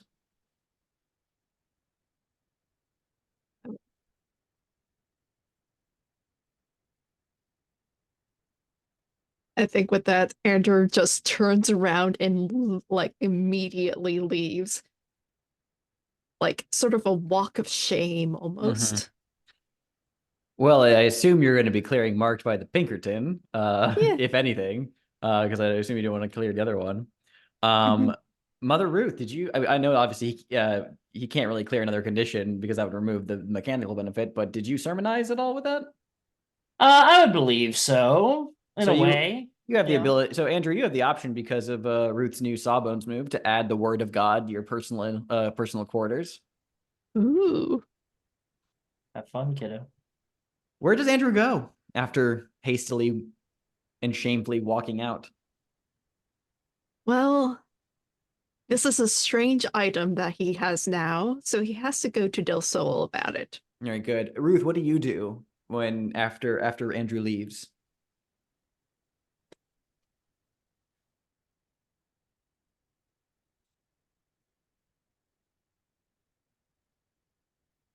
Mother Calvo. Mother Calvo is gonna go try to hunt down Arkansas McGee. Very Concerned. good. Indeed. You cross town, and sure enough, you can find Arkansas where we left him, which is to say, running applications at Neil's for an audience of 2 with a sign that says "Coward should apply." What was that? I was asked for a password. Oh no, just Mother Ruth comes and finds you. Oh. Sure enough, that is where you find him. Arkansas is in the middle of one of his yarns, I imagine. Arkansas. You don't want this job. It's just standing here minding this bar. I'm not here for a position of the job here. I'm here to get you and your sense together. Hey, what? Your sense, Arkansas, where is it?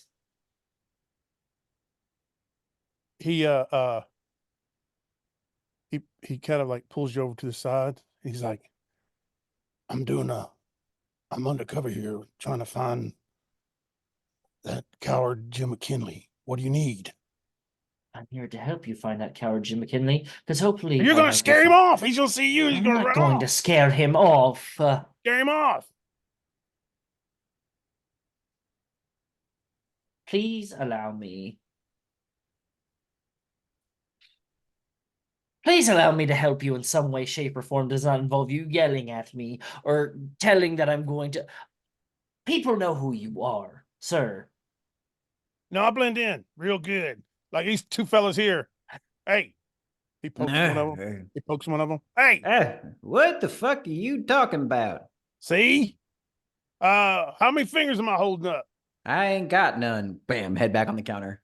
Yeah, no, this is delicate. This I is think I'm delicate okay. work here I think in the I'm seedy okay. underbelly of El Paso.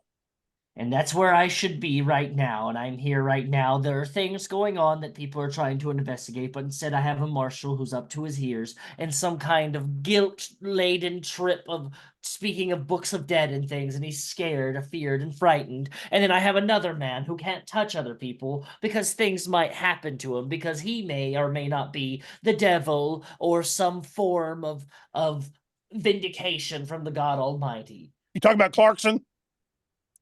I'm not talking about Clarkson. I'm talking about Graves, sir. Oh, You know Graves is anything? a gambler. Clarkson is not the devil. Clarkson is just a man, a small man with small ideas. He's got a lot of credentials that he brings to the table. Where should we be looking for this Jim McKinley? Because I need you out here with me, Arkansas. I Here, need you like clear-headed. this is a perfect spot. There's rumors that he used to work here as I don't know doing what. I had never seen him here, or I would have shot him then and there. Have you investigated anything, or are you just waiting for him to show up?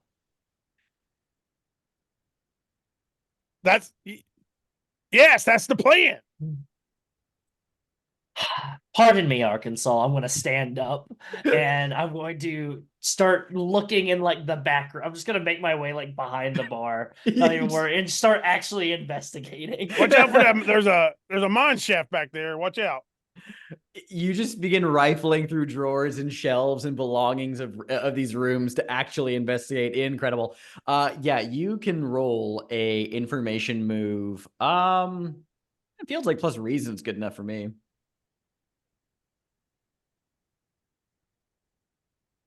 That's a 7 on the die. Plus reason is a 1. That's an 8. An 8. Very good. Let me consult my list of clues for this. Which, let's take a look here.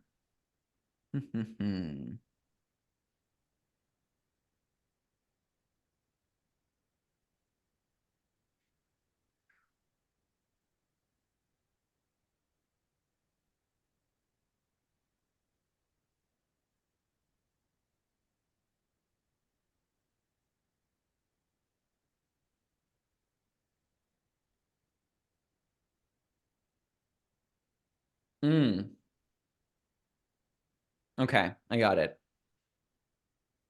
And there's a complication. I'm gonna say there's a complication with the clue itself. You'll need to follow up on this for more information, possibly. But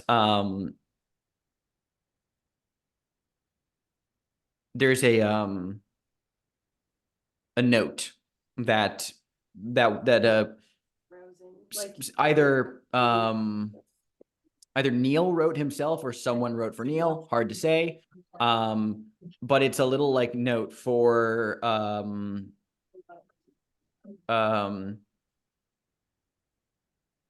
if you need a quick and reliable fence, talk to, and then it looks like someone spilled like their drink on the paper, so it's kind of like the ink is all ruined, the paper's sodden through. You now know that I mean, this fits with the fact that Neil's clearly had some side ventures as well, and there was seemingly someone in town who was a good fence for stolen goods, but the actual detailing has been ruined. So you're going to need to possibly poke around for more information about that to discern the actual nature of the clue. So you can add it to the list for now, but the actual information and usability of it is blank. Unless, of course, you mark a mask. I'll go ahead and mark a mask. Ooh, okay. Then in that case, it's not ruined. Actually, no. You know what I think? I think it is. It's still ruined. It's in Neil's handwriting though, and you get the idea to find his stationery, and you can tell by matching up the little sheaf of paper to the top of the stack that this was a recently written note. So taking out just a simple piece of charcoal and rubbing it on the paper, you can finish the note with the indent that says, where is it? Talk to Clarence at the secondhand general store. Okay. That is your clue. The secondhand general store is supposedly a fence for stolen goods.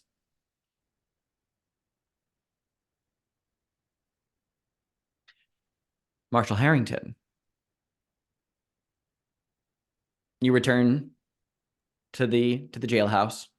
You step inside, and the way that I mentioned this is if you step in, you can just see the cells like directly across the room. Yeah. And you can see Del Sol. He's sitting there or leaning against the bars, but he's not looking at you. He's looking at the other side of the room, like at a corner that is in your periphery. And there is a difference in his stature, like his energy is different. And that's when you hear the shifting of a chair, and a voice off to the side saying, "Ah, you must be the marshal." And you pan over to seeing in the corner by your desk, seated in the chair that is across from it, is a woman you have certainly never met before. Or maybe you have. I don't know. I'll leave that up to you. Actually, because this is interesting territory. But this woman, an accent that matches yours, although far more noble. She is dressed in very well-tailored clothes, aristocratic clothes. Her skin is smooth and coppery. And most notably, hanging around her neck is a silver Ankh medallion as she is sipping from a little tea saucer. She says, "Pardon the interruption. I was hoping to find you." She sets the teacup down on the table. Interesting. Who might you be? Because you obviously know me. That's what most people do, at least around here. She stands very politely and says, "Indeed. I am Lady Antonia Eurydice Bathsheba Hargrave Steele, and I have come quite a distance to speak on a number of interesting matters." And I think we will actually just close it off right then and there. Oh, God. Leave it hanging. Yeah, leave it hanging right there. And yeah, let's go to Stars and Wishes, gang. Holy shit. Chaotic, unless you wanted to go, I don't want to interrupt you. God, you just stopped right there. Ah! I had a perfect response and everything.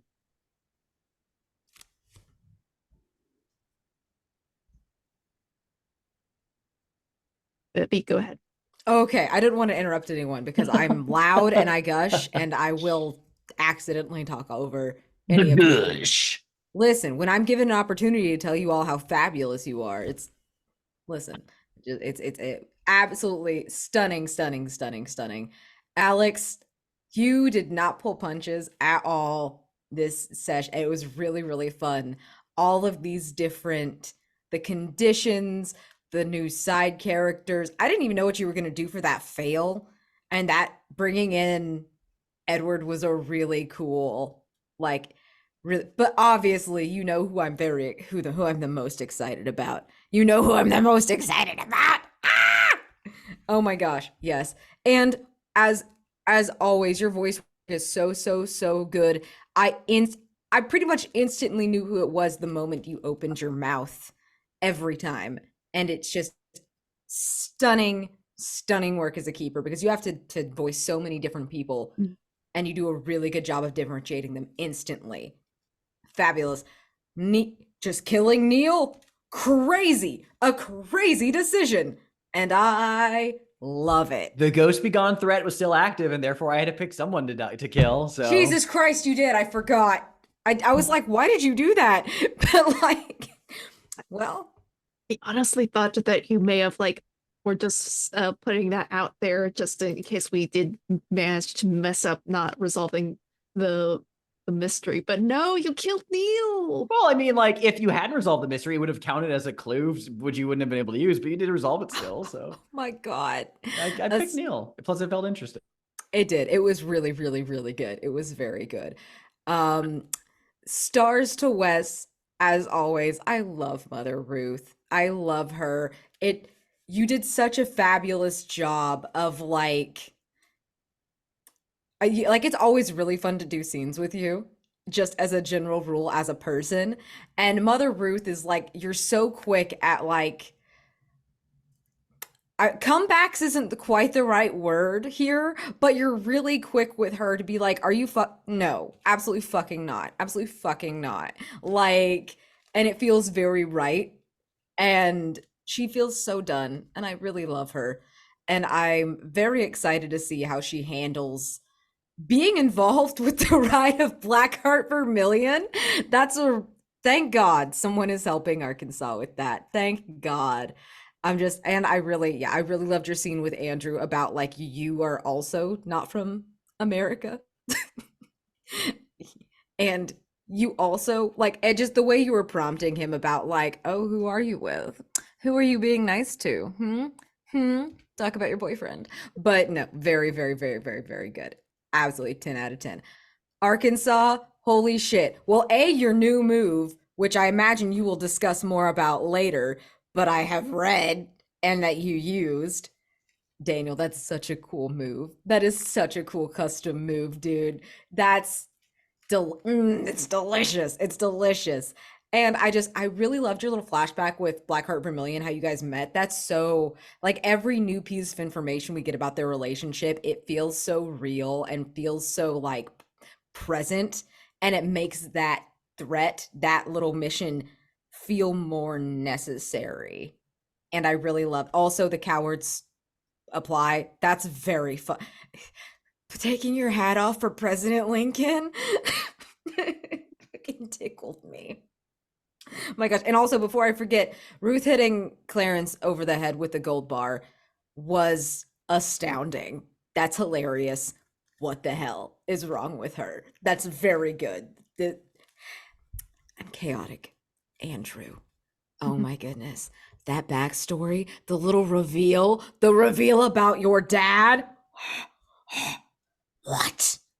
I mean, I'm not going to say any theories on here. I'm not going to say any theories on recording. I have thoughts, but I won't say them because this is such a cool backstory for him to have. I love that you chose the route you chose with the Ghost Be Gone with your new bow. That's a really fun way to resolve that threat. And yeah, just this was your scenes had a lot of emotional weight to them, and you just ranged the spectrum of it today. And it was really cool to get to see all of these different sides of Harrington, especially outside of the old Marshal. Like it's his own like feelings now, not just like residual feelings about someone else. And that's really cool. That's a really cool character development. I'm just very excited to see how this goes. The course, it's also whoever wrote that's a really fucked up thread. I'm into it.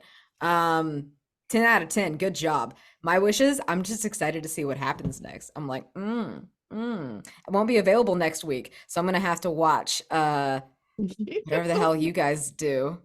Yeah, it's my wish to get to watch you guys do some wild shit.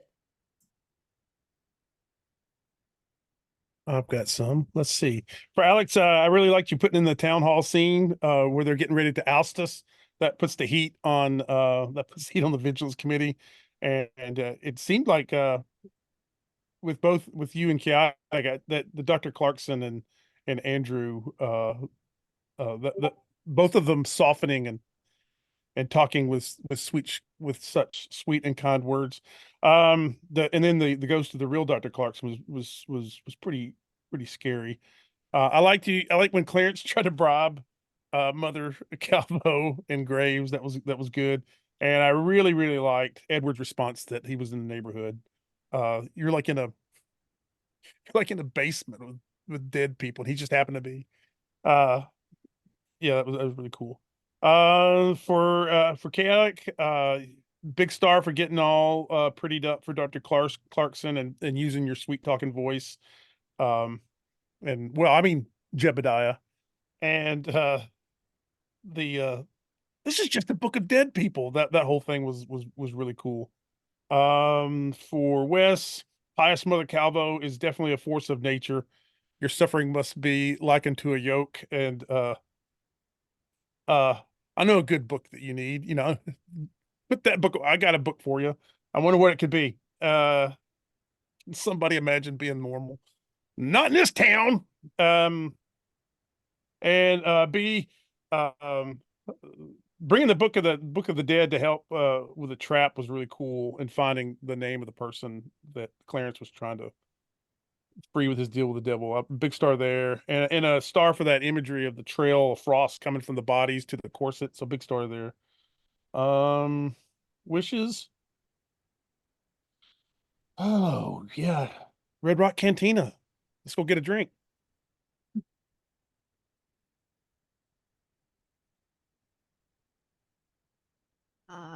Definitely gotta give a star for Alex for just Dr. Clarkson, who is remains every single time to like throw me off a little kilter of just like, oh yeah, like I got him like bad and like he like I can do this, and you're just like no, which is just very funny. Like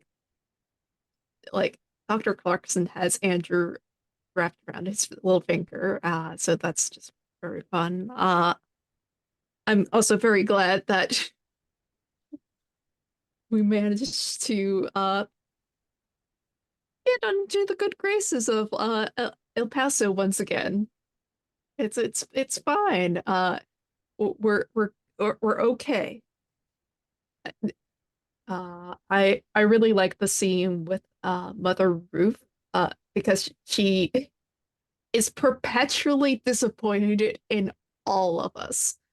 None of us can do right in her eyes. Like it's just like, oh, Graves, he's like this weirdo, like he's speaking about like all these things, like these supernatural things, like the ghosts have gotten to his head. It doesn't make sense. There's gotta be rational explanation for this, and I'm just like, you're the religious person here. You should have a little bit more faith, which is just very funny. Um, as well as just like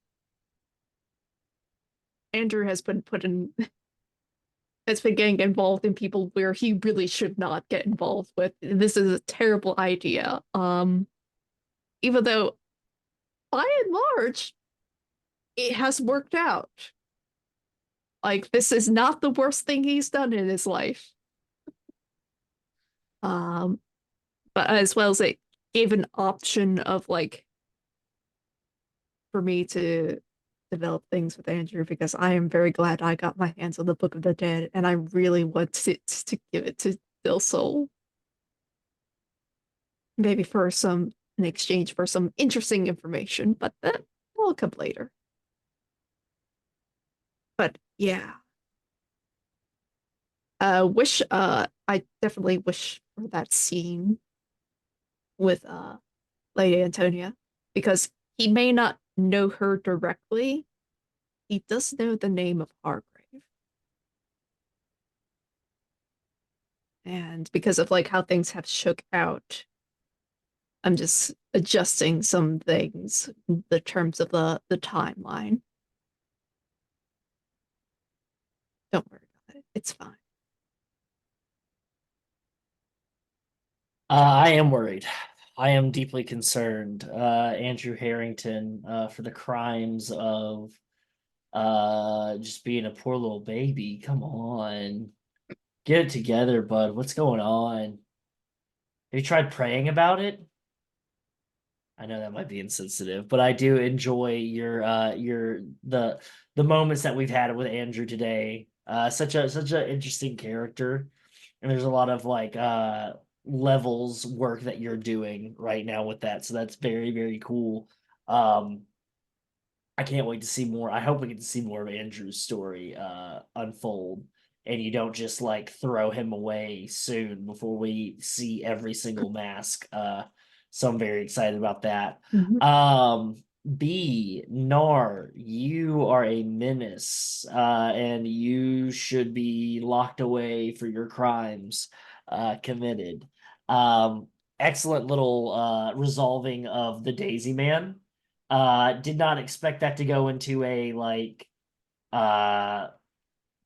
religious introspective like kind of like discussion about like I don't know about like the nature of like what should be done with this guy, and it's like we should play the game, and being like, are you foolish? Are you dumb? Like, what are you talking about playing the game and everything? That's what a sociopath says. Are you a sociopath? Quick, don't answer that. That's exactly what was going through Ruth's mind. And so that was very fun to play with you. Daniel, what the fuck is going on in Arkansas's brain? How can we help this man? Simply removing the alcohol is not enough. There must be something else done to save him. And I am deeply interested in seeing where his journey goes, and I can't wait to finally see. That's my wish. I want to finally see Blackheart and Arkansas reunited, and maybe for a quick moment, just a scant moment. They are. I mean, he's refreshed. He's anew, but then probably going right back to that just terrible soup that is his brain. And speaking of terrible soup brain, Alex, fantastic and awful crimes that you've wrought upon us all. I think you should be ashamed of yourself. I think that we should get a refund from where we got you. But I'm not going to turn you in. I just want the refund because I want the money, like the large pile of money that you gave me. Great stuff. Great pacing today. There was like a lot of potential for the stuff that we were doing to like get like overdone or long-winded or anything, and you kind of very much made sure that everybody had their moments, which was nice. I appreciate that, especially of like me being like hyper aware of what I'm doing at all times. And so you make me feel like I'm not insane. So that's great. So thank you for that, Star, for that. But also you make me feel like I'm insane. So I'm taking that back. But also not taking it back. But yeah, that's me. The rambling, incoherent and otherwise. I'm stoked. We're all having a good time. Yeah, this was really fun. I mean, we've had a couple weeks off, so this was a great return to form. I really I wasn't entirely certain if I was going to introduce the corset or not, but kind of with how the session was going, I was like, I mean, I feel like it's time for Lady Antonia to show up, mostly for if nothing else, for my own selfish desires of wanting to roleplay her again. But that was a lot of fun. I really enjoyed the scene with Andrew and Dr. Clarkson with the gentleness and the freshly shaved, and I don't know, did not see that going the way it did from the jump, but I really liked it. I really liked how I felt like it connected really well to this whole like kind of like saga with Andrew as a character. So I wanted to reward that by getting the heat off of your back a little bit. So I felt like that scene was really great. B, also just really enjoyed your scenes down below with Mother Ruth Graves in that whole conversation, also talking to Clarence. And that's also a star for Wes. That's just great scene. Really love Daniel with the fact that it's just being like, 4 Aces is a bust. I'm running job interviews. I'm undercover. Really just kind of, this man put out a cardboard sign that said for hire and is doing it with like all of the intensity of like statecraft. And it's very fun. I really like Arkansas as a character. Really enjoyed how you contextualized that scene with the ghost as well, to kind of like grab a beer with the dead. That was great. Yeah, just overall, this is setting up a lot of fun stuff. I'm excited to see how things are going to shake out.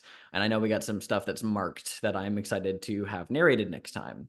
And yeah, I mean, that's just basically it. I echo everything. So my other wishes are just like, damn, I really want to see some more mastermind clues pop up. I got to start doling those out. I need to get the masterminds a bit more involved.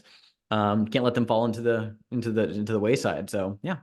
But As if one did not pop up and like have a whole scene today. yeah, with that's true. Scary voice. You're doing good with that. You're doing good with that. They're very ever present and spooky. I like doing Edward's voice, but I feel like we need some Isabella love. All right. Any other stars or wishes? What if he popped up and started scatting? I had that quick thought real quick. Is like instead of it was just started bleed up, All right, everybody. Wave goodbye to the camera. Bleed up, bleed.